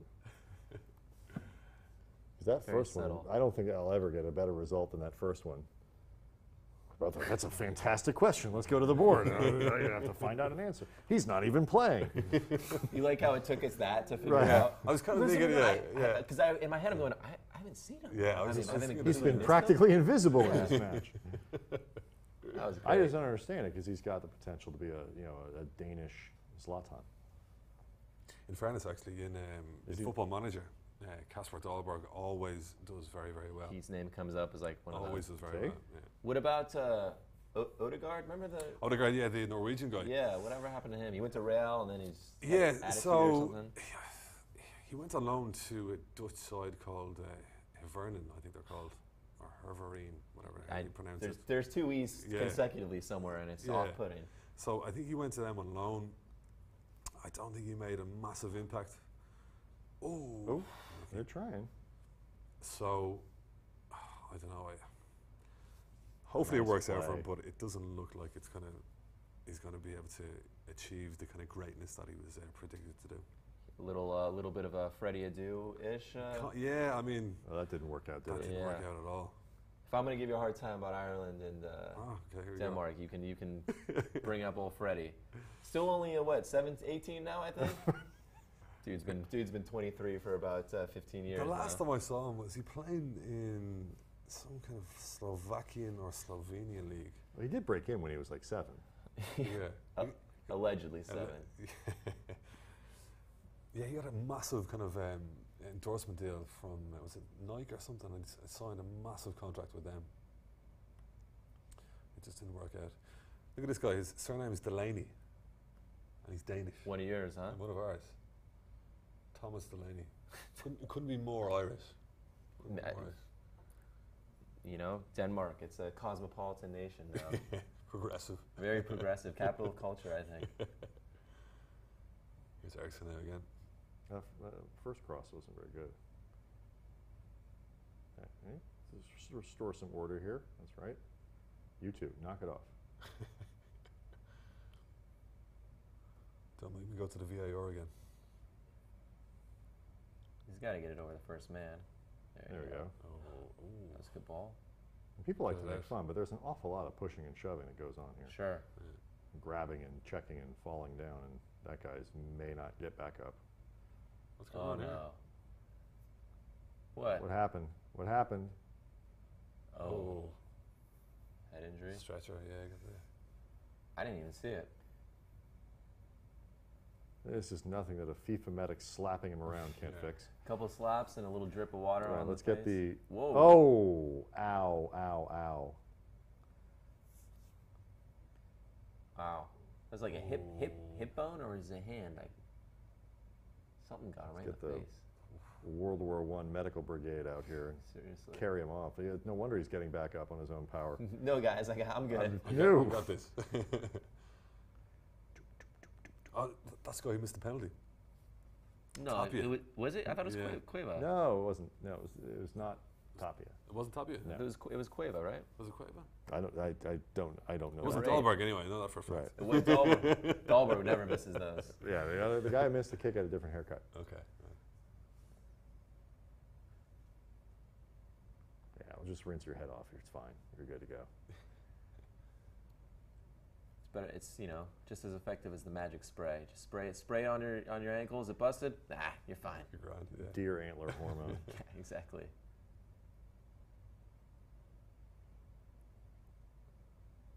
Peru picked it up in the last few. They have actually, yeah. They need to get this goal. I mean, I don't know if maybe I can see it now. I mean, it's come pretty close. Yeah.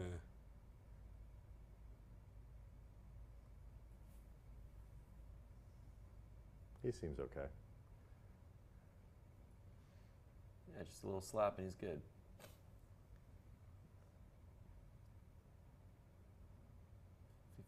15 plus minutes. It's plenty of time. So, but if they don't at least get a draw, it's going to be really hard for them to get out of the group, right? Absolutely. Yeah, really Absolutely. difficult. Because they'd almost have to beat France, right? If I Right. understand this, or hope Denmark loses to Realistically, Australia. yeah. Hey, let go. Come on. Unhand that Peruvian. Ooh, that was clever. Oh. That box is just getting so packed. There's must be at least 9 bodies in there once Peru gets forward. In fairness, Denmark are really good at doing this, kind of soaking up the pressure Yeah. and kind of just building a wall. They're big too, aren't they? They're Massive team, yeah, really big.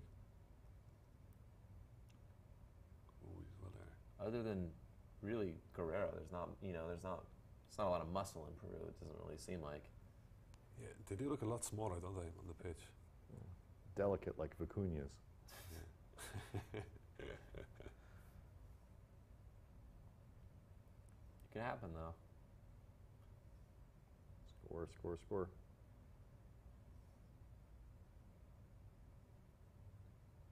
Our boy, our new guy, Mr. Poulsen. That wasn't too. Here we go. That wasn't too clever though. Well, they got 3 guys hanging back.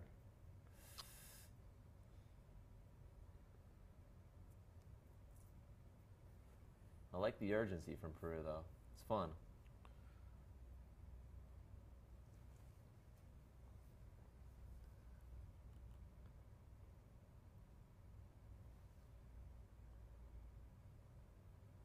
So there's one more game today. Nigeria with their fans who don't get the chickens, and Group G. The noon game today, yeah, Croatia and Nigeria. Croatia.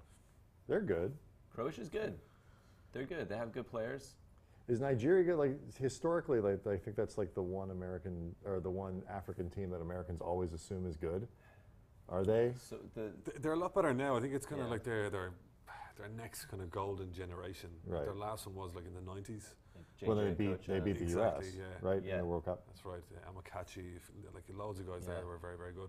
They have a lot of players now that are playing in the Premier League. They're a little bit delicate in defence, though. That's fine. They're kind of like People score more. not similar to Argentina in terms of stature of player, but in how they play and how kind of weak they are in defence. But If we're up to me, all of these teams would be bad defensively. more goals. Oh, here we go. Yeah. Oh, that would have been that's so cool. cool. A little back heel from Guerrero. That would have been so cool. Man. That was great.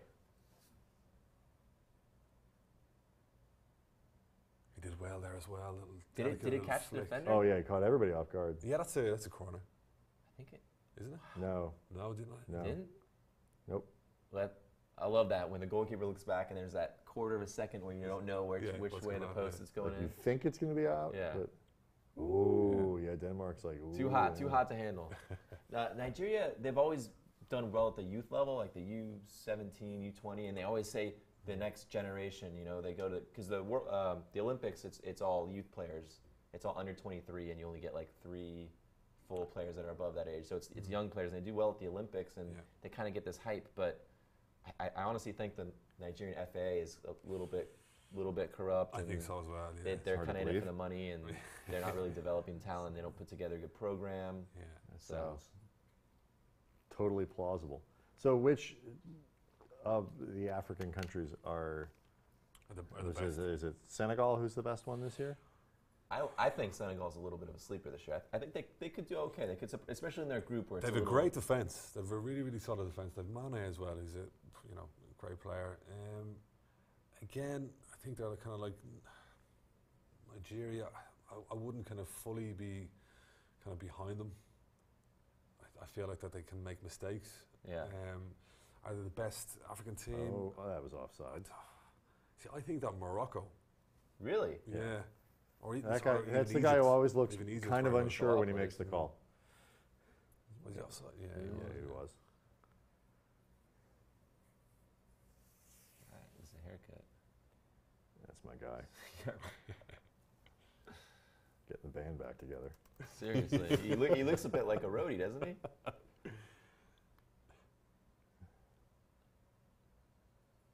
He is actually Argentine. Played for Boca and River, both of them. Wow, he's done the whole tour.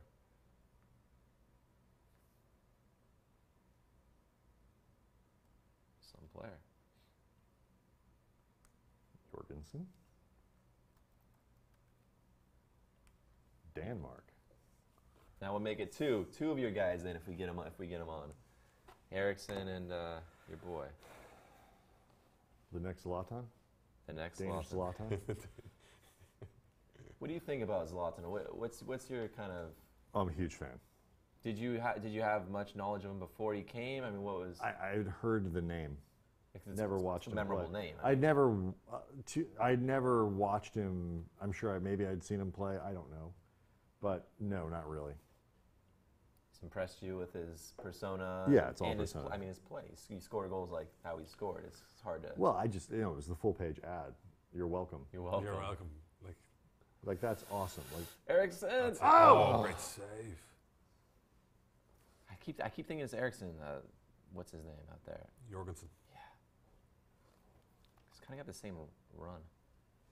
They actually did look quite similar in fairness. Oh, it was the defender. Wow. Got it. Wow. Okay. Great block. Yeah.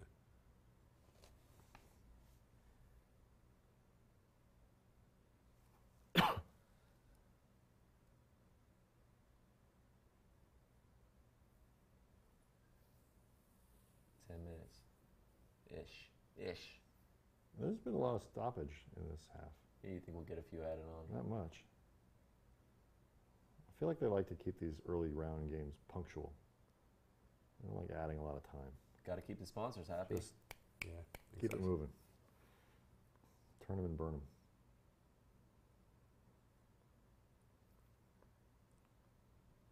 I just don't know what else Peru has got left. I mean, they've thrown everything they got. They brought on Guerrero. Somewhere on one of these broadcasts, someone has said it's desperation time for Peru. It's desperation time. That has happened. I suspect, because we don't have the sound on, I suspect that probably happened 4 or 5 minutes ago. You know, earlier I literally heard at the conclusion of 1-1 Argentina and Iceland that Iceland beats Argentina 1-1. That was a real thing. All right. Yes. Oh! What a save. What a save. That was incredible. Peru almost beat Denmark 1-1. That's an incredibly, that's a great result for Iceland. Huge. Oh, massive, yeah. Huge. Yeah. Is Argentina supposed to win that group, or is someone else? Okay, Yeah. so who else is in it? Wait, hold on. It's written down over there. I can look. Croatia and Nigeria. Correct. So getting a point against Argentina gives Iceland a really good chance of getting through. Sure. Because they figured against Croatia and Nigeria, they can. You need to win one of those games. Yeah. You figure they could probably beat Nigeria, maybe get a draw from Croatia, and that's good enough. It could be enough to win the group. I 5 points. I had Croatia as my kind of like dark horse before the tournament. Really? Yeah. Still feel good about that? Not really, no. Why? What's changed? Because they have a lot of kind of issues behind the scenes. They changed their manager there a couple of months ago. A couple of months ago? That's ages ago. Yeah. Well, changing your manager. Yeah, huh? for Spain, yeah. I kind of feel it's kind of like their last chance. A lot of the players that are playing with them are getting a little bit old. But Modric is he's pure, right? He's still. They have a great midfield, like they have Rakitic as well. Yeah. Oh, go on, yes. Oh,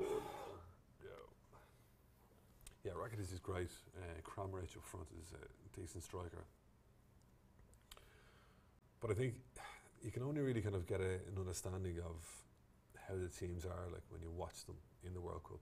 Like you find out. You kind of forget about like the friendlies. I think over the past couple of months, you really just get an indication of where their heads are at when you see them playing. When the pressure's on, when the cameras are there, when it counts. Yeah, exactly.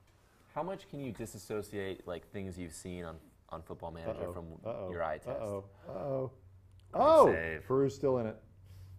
You know what I mean? Like, how do you mean, as in like? You know, someone who like you've done like you predicted a few things, and so always we were saying always turns up as like one of the big names. Can you like let's say it was like a Freddie Adu, or you know, we're obviously then when you watch the games and you go, what this guy's not that great. Like, you still like have to like fight those things off in your mind where you're thinking of like he's supposed to be really good. Yeah, it's a good question actually. I think you'll find like that if you're like in Football Manager, if you're managing a team, you tend to kind of feel kind of protective of the players that you think are on your team. and you think that they They're should your be doing guys, it. Yeah, yeah. exactly. You'll fight. You'll go. Well, you know, Yeah. he didn't get any service. He Yeah, was- you should have seen him. My football Yeah. manager game. He's fantastic. Oops. Sorry, but, that's supposed to be silent. You'll see like that. You feel like that. You would like to see your players do well in real life. It doesn't always happen though. It Yeah. just doesn't always Sure. happen. Like, yeah. I mean, I want to see Peru score. They're still I they're know, yeah. What just is it? teasing. 4 minutes to go. I was trying to find some good Peruvian nuggets of information. Look at the amount of players behind that ball I know. that Denmark have. Like they just. When we look after I don't the think they game, had more than one guy cross midfield in Yeah, it's 10 crazy. minutes. we look at the average position. We'll see. We'll see the second half Yeah, for sure. Big yeah. change.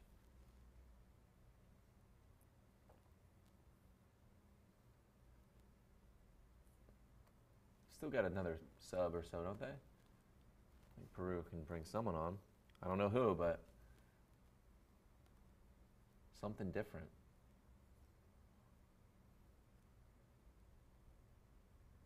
Oh? It's just too crowded. Tried to do a little dummy, a little leave, but his body red everywhere.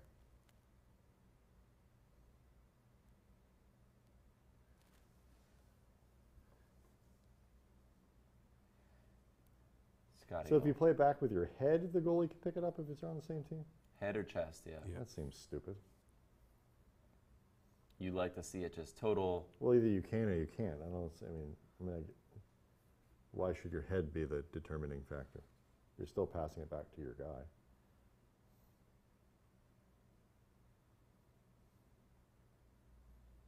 It's my hot take for the day. That's not, you know, but at least it's still easier to explain than offside to people. There's some folks I've tried for years to, you know, I've drawn it up, I've diagrammed, Try I've explaining. used bodies, you know. Try explaining to a 7-year-old. Yeah, it was a handball. A 7-year-old who probably really wants to score too, and is going, what, Oh, they all the wanna goal's score. over there. I gotta get I'm just there. running. I'm running. Peru's got a little bit of flair. They haven't been quite completely outclassed or overwhelmed, you know. What I kind of have a feeling was going to happen though, and I think they're kind of nearly doing it already, is that they're getting the ball and they're lumping up forward, whereas the Danish defenders are a lot bigger than They can their win all those attackers. balls, yeah. Yeah, so They're built to do it's that kinda, stuff. Yeah, they're kind of getting to a point now where they've no more kind of ideas on what they can do. Yeah, it's a little hit and hope, but Yeah. that's Denmark is they invite that, sure. Peru's they got to stick to their principles a little bit, where they can play the ball like a little some layoffs, a ball, little Dan. 1-2. Oh, almost. Good effort. Guerrero's alone up there. He's not getting much help.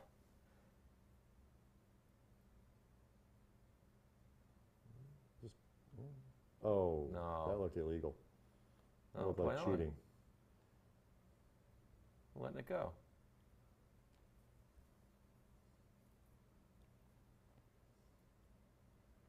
What do you think, about 3 minutes? I'd say probably 3. Ooh, oh, I thought he still had it. Almost did him. They cut the camera at the wrong time. Unthinkable.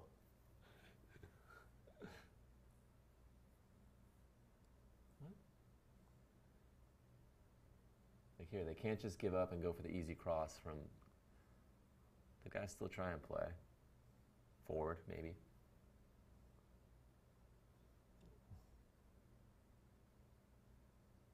Oh, Great ball. Holy! Ah! That was a fantastic ball in. Our boy, penalty. Yeah, he's had a rough go. Friends, it was actually That would've been it was actually a great cross in. There was just no one on the end of it. That was a fantastic cross. That That technique was- was brilliant. I thought he was gonna go straight at goal. You straight just- on As the in, air. like, go You for the have to Yeah. put that. You have to put that on net, or at the very least, not 8 feet away from it. That feels like it might be it. Yeah, what is it? 3 minutes, is it? 5. I think. 5. 5 minutes. Okay, well, Great. Here we go. Free football here. Free soccer for us. Extra time.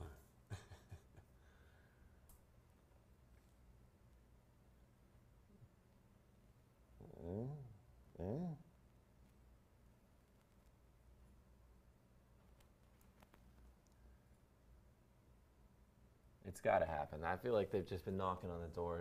They deserve a goal. They do. 1-1 would be fair. I think overall, I think they definitely do deserve a goal. Still can't believe that penalty they missed. That was shocking. At least Messi's was on target, I guess. This is my favorite part, though, of any soccer match where one team, there he is, one team starts like checking their email before they do anything. They go so slow in any stoppage. It's amazing the things you can think of that you need to do when you're killing time. My shin guard's a little loose. Fix that. Yeah. My sock's not quite pulled up. No, over there is where I want you to be. Yeah, come on. I'm thirsty. No. You were right the first time. Back over there.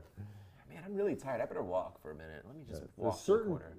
The gamesmanship in every sport, like the different little things that are sort of part of the deal in every sport. Yeah. The only part I don't like in soccer is the diving. Theatrics, I agree. But some of the other, I don't mind the theatrics is if when the ref looks at you and says, go bleep yourself, you just get up and keep going, that's fine. It's when they do it for another 3 hours and then get up and... Then they're infringing on our time. We want to see some game played here. Yeah. Has the way the NBA sort of developed with now a lot of minimal contact being a foul and the flopping is that? They've legislated flopping out a lot. It was a bigger problem 4 or 5 years ago, and now it's not nearly as big of a deal.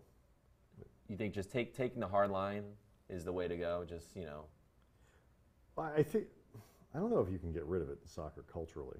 Really? Yeah, it's too big a deal. What if you just said, Red card? If VAR, we review it. See that? And we say it's a dive. Now in the World Cup, that's the rule where you get 2 of them, you're out for a match, right? They do that. Red card.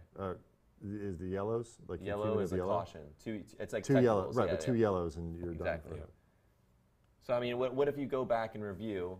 You do have a video committee and say, that we determined this was a dive, and you're banned the next 3 matches. You think they still dive? No, but I feel like that's probably a little too harsh, because how do you know? But I understand what you're saying. I just feel like it's just, I know that they're trying to at least cut it down in soccer, but I just don't know if you can completely get rid of it. I mean, a few years ago, it's baked in. It is. Yeah, they start giving out yellows now for diving, which is good, but it's still, we still see it, right? It hasn't. I don't know. Yeah, I think you're right. I don't think there's a way in which you can stop it. It's just kind of inbuilt to their kind of culture. But I just hate to see it, especially when you're on the opposition team or you're supporting the other team, and you just see the other players going down, knowing that they're just there to kind of time waste. It's very frustrating to watch. But it's kind of part of the game, I suppose. Wow. No. No. Breakaway. Straight to the corner flag, huh? Good defending. Great defending. 30 seconds. Had to be. He didn't just have to stop that. He needed to get the ball back quickly. Good man. That's it. Go, go, go, go. Don't hit it. Okay. In the box, in the box, in the box. There's nowhere to go. No time. This is basically referee was in the way. Right, he needs to go in the box. Yeah. Chip. Go on. Nope. Still in. Somebody go get it. Right, go on, quickly. 10 seconds. This is probably it. They got one more. Massive throw-in. Come on, in the box. If you've got it, now's the time. Next. I don't know why why they're waiting. Go. Yeah, go. No. Is that it? Oh, they blew it dead? Oh, ref, come on now. Let him throw it in. Come on. I told you, punctual.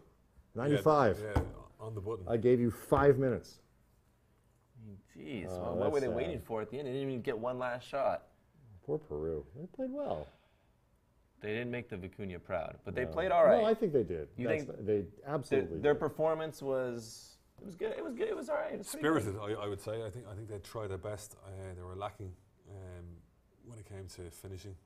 Pretty poor, in fairness. Spirited always sounds like a left-handed compliment. I gotta be honest with you. Like spirited, plucky, spirited. Plucky. I mean, I'm trying to be nice here. I mean, I could say they were absolutely shite, but I mean, Do you think was that no, true? but they were better than that. Yeah, I think they were lacking. Cueva's They were lacking, lacking creativity. They're like, it's okay. It was only our first World Cup appearance since 1982. Don't worry about it. We can wait You another blew our 36 years. you blew our 2 best scoring opportunities. But that's fine. We had a gift wrap goal for you, and just skied it over. In fairness, though, that finish by Pilsen was pretty good. That was class. It was good, yeah. So you think that the biggest problem was lack of creativity? Yeah, I just felt that they didn't really know what to do in the last kind of third. Like, they didn't have any kind of player who had the ability to whack it in the goal. I think the Danish defended very, very well. Sturdy, reliable. They're big lads. I mean, like, that's what they do. Like, they're good at doing like they're good at blocking them out. They're not great to watch, in fairness, but you know, they got the job done. They got the 3 points. Like, so. I mean, I feel like when Guerrero came on, it changed a little bit. He's He's maybe that player you're talking about. That you saw the back heel attempt a little bit and some of the layoffs. He does have a little bit of that lightning rod sort of. Yeah, I think like Farfan was probably getting a little bit tired, and then Guerrero was. I'm not sure. Like, again, I'm not sure if he was injured or like what the full kind of story is behind that. We'll never know. It's one of those World Cup secrets. But it's kind of like, you know, 34 goals in 88 games. He's like their star man. At this point, he's what you got. You go with it, right? When you look at Egypt when they lost against Uruguay, like they were missing their star man as well. Like, so it kind of does kind of show you that these kind of players who are at the top of the game kind of have a massive impact. Take a little look, see. I do think it's time we acknowledge that Farfan is probably immortal. Immortal. He's been around forever. Forever. What have we got?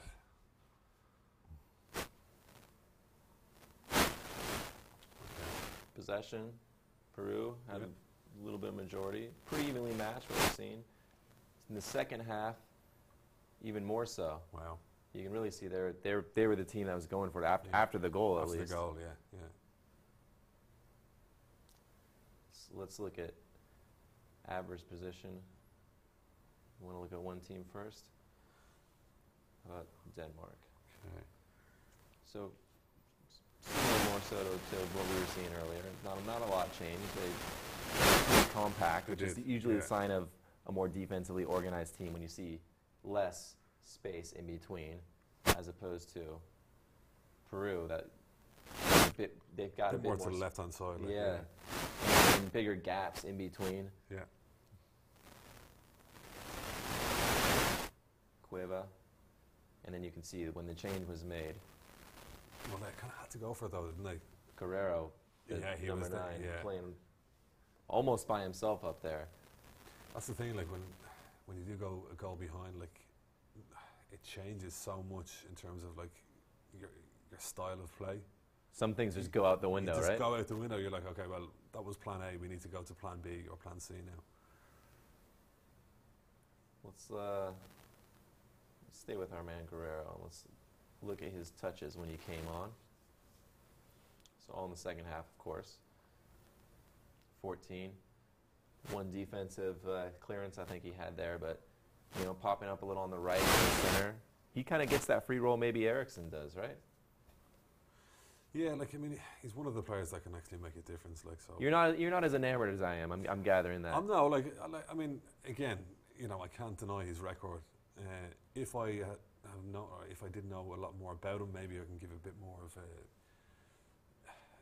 the kind of impression on him. But he seemed as though that he had a bit of flair. That back heel, he was trying different kind of things, like challenging for headers instead of kind of just. Yeah. Let's look at probably man of the match for Denmark, Mr. Poulsen. Would you say? With the goal and with the some of that work there, he had another nice layoff. I think it was, right. He's kind of playing a lot more kind of up the right hand side again. In terms of successful passes, a lot more organized. The Denmark team, you get a sense of people's roles a little more. I know we said Eriksson has some freedom, but everyone else kind of play their part. Like you were talking about the defenders, they know just stay back, stay organized, win the balls in the air, and that's it. They don't need they don't need to do anything off the script, which I guess is easy to do when you're winning 1-0, right? Well, that's the thing. I mean, he seems to. Is there any way we can change the first half, second half, or? Sure. You want to look at his first half? Okay. And then second half? So 15, 11 and 4. Fairly similar, yeah. So he had a role, and he was like, okay, well, you need to do this. Short, quick passes. Yeah. Kind of a movement-based player, getting up and down. Yeah, it's kind of like they give the ball to him. He kind of goes, right, I have the ball here. Let's make something. Let's go forward. Let's make something. Let's create. Take a look at his heat map. Again, no surprise, as his red area, you can see he was pretty high energy. I mean, you see from the eye, it looked like he was running a lot. I think that's kind of what we're seeing is that he was hugging the touchline, but also getting inside, joining up. Not, I mean, he look at how far he ended up. Look at where he scored his goal from. Right, it was all the way on the other side. There you go. That finish was fantastic. I was kind of expecting him to kind of go in the other corner. Yeah, go cross body. And I don't think Schmeichel was expecting him to kind of go near post because exactly. there's didn't give him much really angle. That was tight. Yeah, that was really tight. Yeah. You go, there's no margin for error right there. You have to slop it, and it's hard when you're running that direction. You're running a cross body because your natural instinct is that you want to play it even. It's going to go even further left than where you're thinking because of your momentum. Is he left-footed? He's a right winger. He seemed to be using his right and left. I mean, he might be a bit. Because that was a off-foot finish then too, which is I think clever. He might hard play the right foot and kind of come in. Cut in a little more. The Arjen Robben style kind of winger. Yeah. What else do you want to see? Anything? Want to look at just some match stats? Yeah, let's look at the stats. What we got? Or any players you want to compare? You let me know. Possession, we know. Goal attempts. I mean, Peru was 35% on target. A lot more passing on with Peru. A little better conversion rate on those passes as well. Denmark are quite dirty anyway in terms of they get stuck in. Yeah. They like to leave their mark. Here you can see in the final third. Yeah, totally at the end. That's what we were seeing how many bodies were camped out inside Norway's box. There's just no space, no room, especially for a team that's more movement based than power. A powered 1 yard bang or header. Yeah. Should we look at some players? Yeah, absolutely. You want to pick someone for Peru over there? Let's go. So if I go for what about maybe Cueva or Cueva? He was the penalty. He was Mr. Penalty man. You want to compare him to maybe like a Eriksson, like for like? Let's do it. Okay, right. So 3 attempts a goal, 1 on target, all past 40. You would expect this, wouldn't you? 85% for Eriksson. He's just like the passing king. Yeah, he doesn't give the ball away a lot. Yeah. Keeps it going. Chances created 4-3. Both created a few.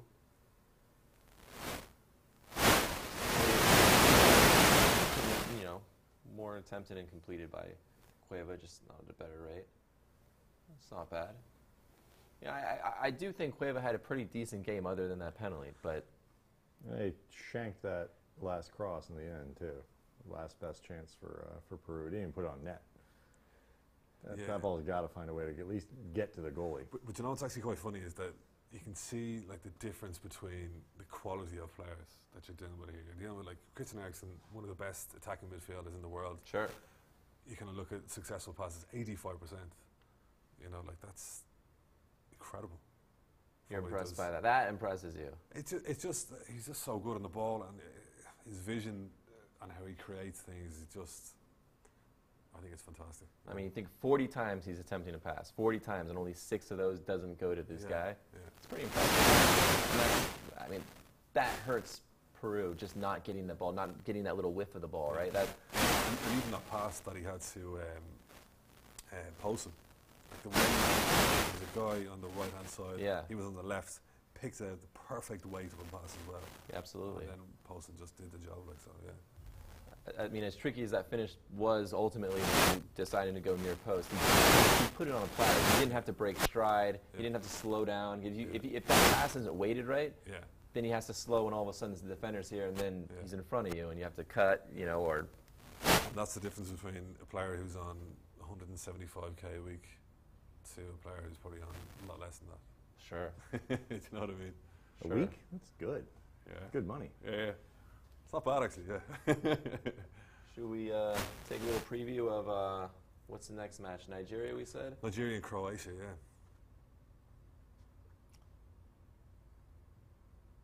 So what are you looking for in this one?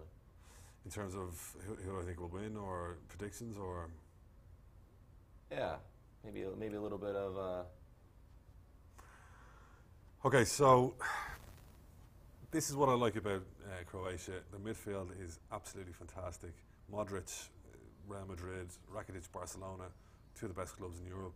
Perisic plays for Inter Milan. he's the one who's always linked with, I think, Man United. That's every, right, every yeah. transfer window or so. Kramaric, he plays for Schalke in Germany. He's a fantastic player. He kind of gets in behind Mandzukic. At fairness, he actually plays a little bit more up here, I think. Yeah. Mandzukic is one player that I've never really kind of likened. You don't know what he is? I get the fact that he's good, Yeah. but I don't understand how he does what he does. He's successful in Sure. what he does. He's quite slow. He doesn't look very comfortable on the ball. He's very good in the air. Absolutely. But anyway, he's a good record, but I don't really see it.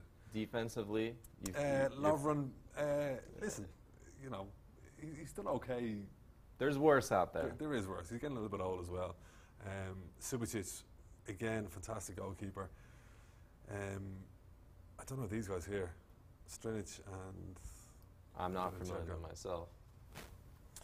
In terms of Nigeria,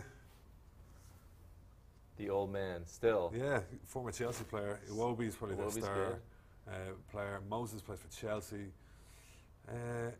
Igalo, I think is he in China now? I think, isn't he? I think so. Yeah, I think he went after. I think he got paid. Yeah, he got paid exactly. Yeah. The only issue here, I think, is the defence. I think it's quite weak. The goalkeeper a little bit kind of dodgy. They used to have that. You remember Vincent and Yema? They used to play goalkeeper. right, actually, He was all right. Like he was the one I think was in South Africa against Argentina. Like the opening game, he had quite a few saves and Yeah. it looked like maybe that's like one defensive base position that they might be all Yeah, right I think in. they had like a tradition of having decent enough goalkeepers. Sure. In terms of predictions for this game, I would say there's going to be a lot more goals in this game than there was in that one. I'd say This isn't holding a 1-0 lead. these guys here are too good for these guys here, basically. I think these guys are going to destroy these guys.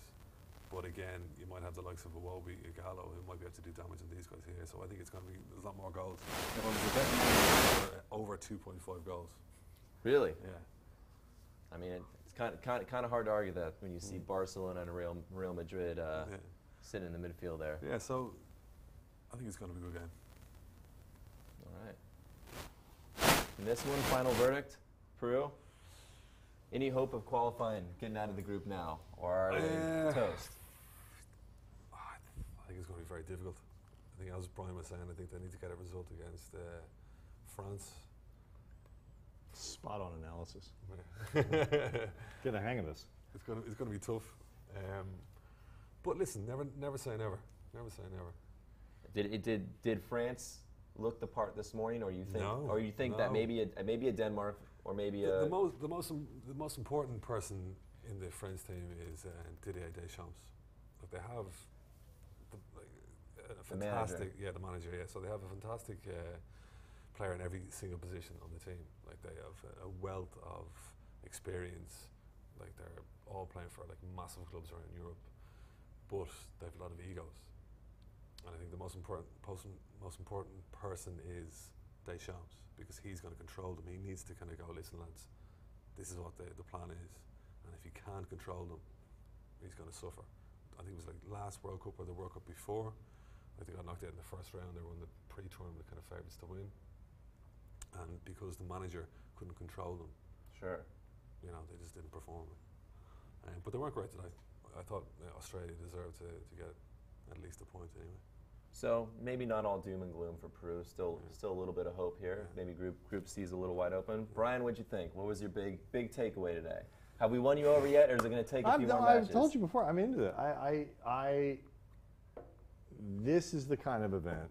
It's like where it's spectacle, people talk about it. It's fun. Like you can pick a team, you can do all this stuff, and it doesn't require, you know, a massive investment of time and energy and waking up at 4 in the morning weekly to learn your club team and whatever it might be. But I've never been. I'm not one of those soccer hating American types. So I haven't always cared, but I have always recognized like what they're doing is impressive, and the game is a great game and all that kind of stuff. I mean, but I'm more into it now than I used to be. This is fun. The World Cup's fun. Well, you can't enjoy this. It's the fever. We've all got it. It's absolutely. Yeah. It's coming in pretty strong here. Thanks, guys, for joining today, Brian. We appreciate it. Sure. Mr. Mask, always good dropping some knowledge. You guys have questions, comments, concerns, hate? Let us have it. Hit us up on all our socials. You'll see them in the graphics. Tomorrow, I think we're going to be doing Brazil and Switzerland, so nice. We'll have that one. It's a later time, so no early mornings. 8 a.m. No, yeah, it's late. It's like 6:30. Thanks for watching, guys. Be sure to tune in tomorrow, and remember, if you're watching this, you are the convention.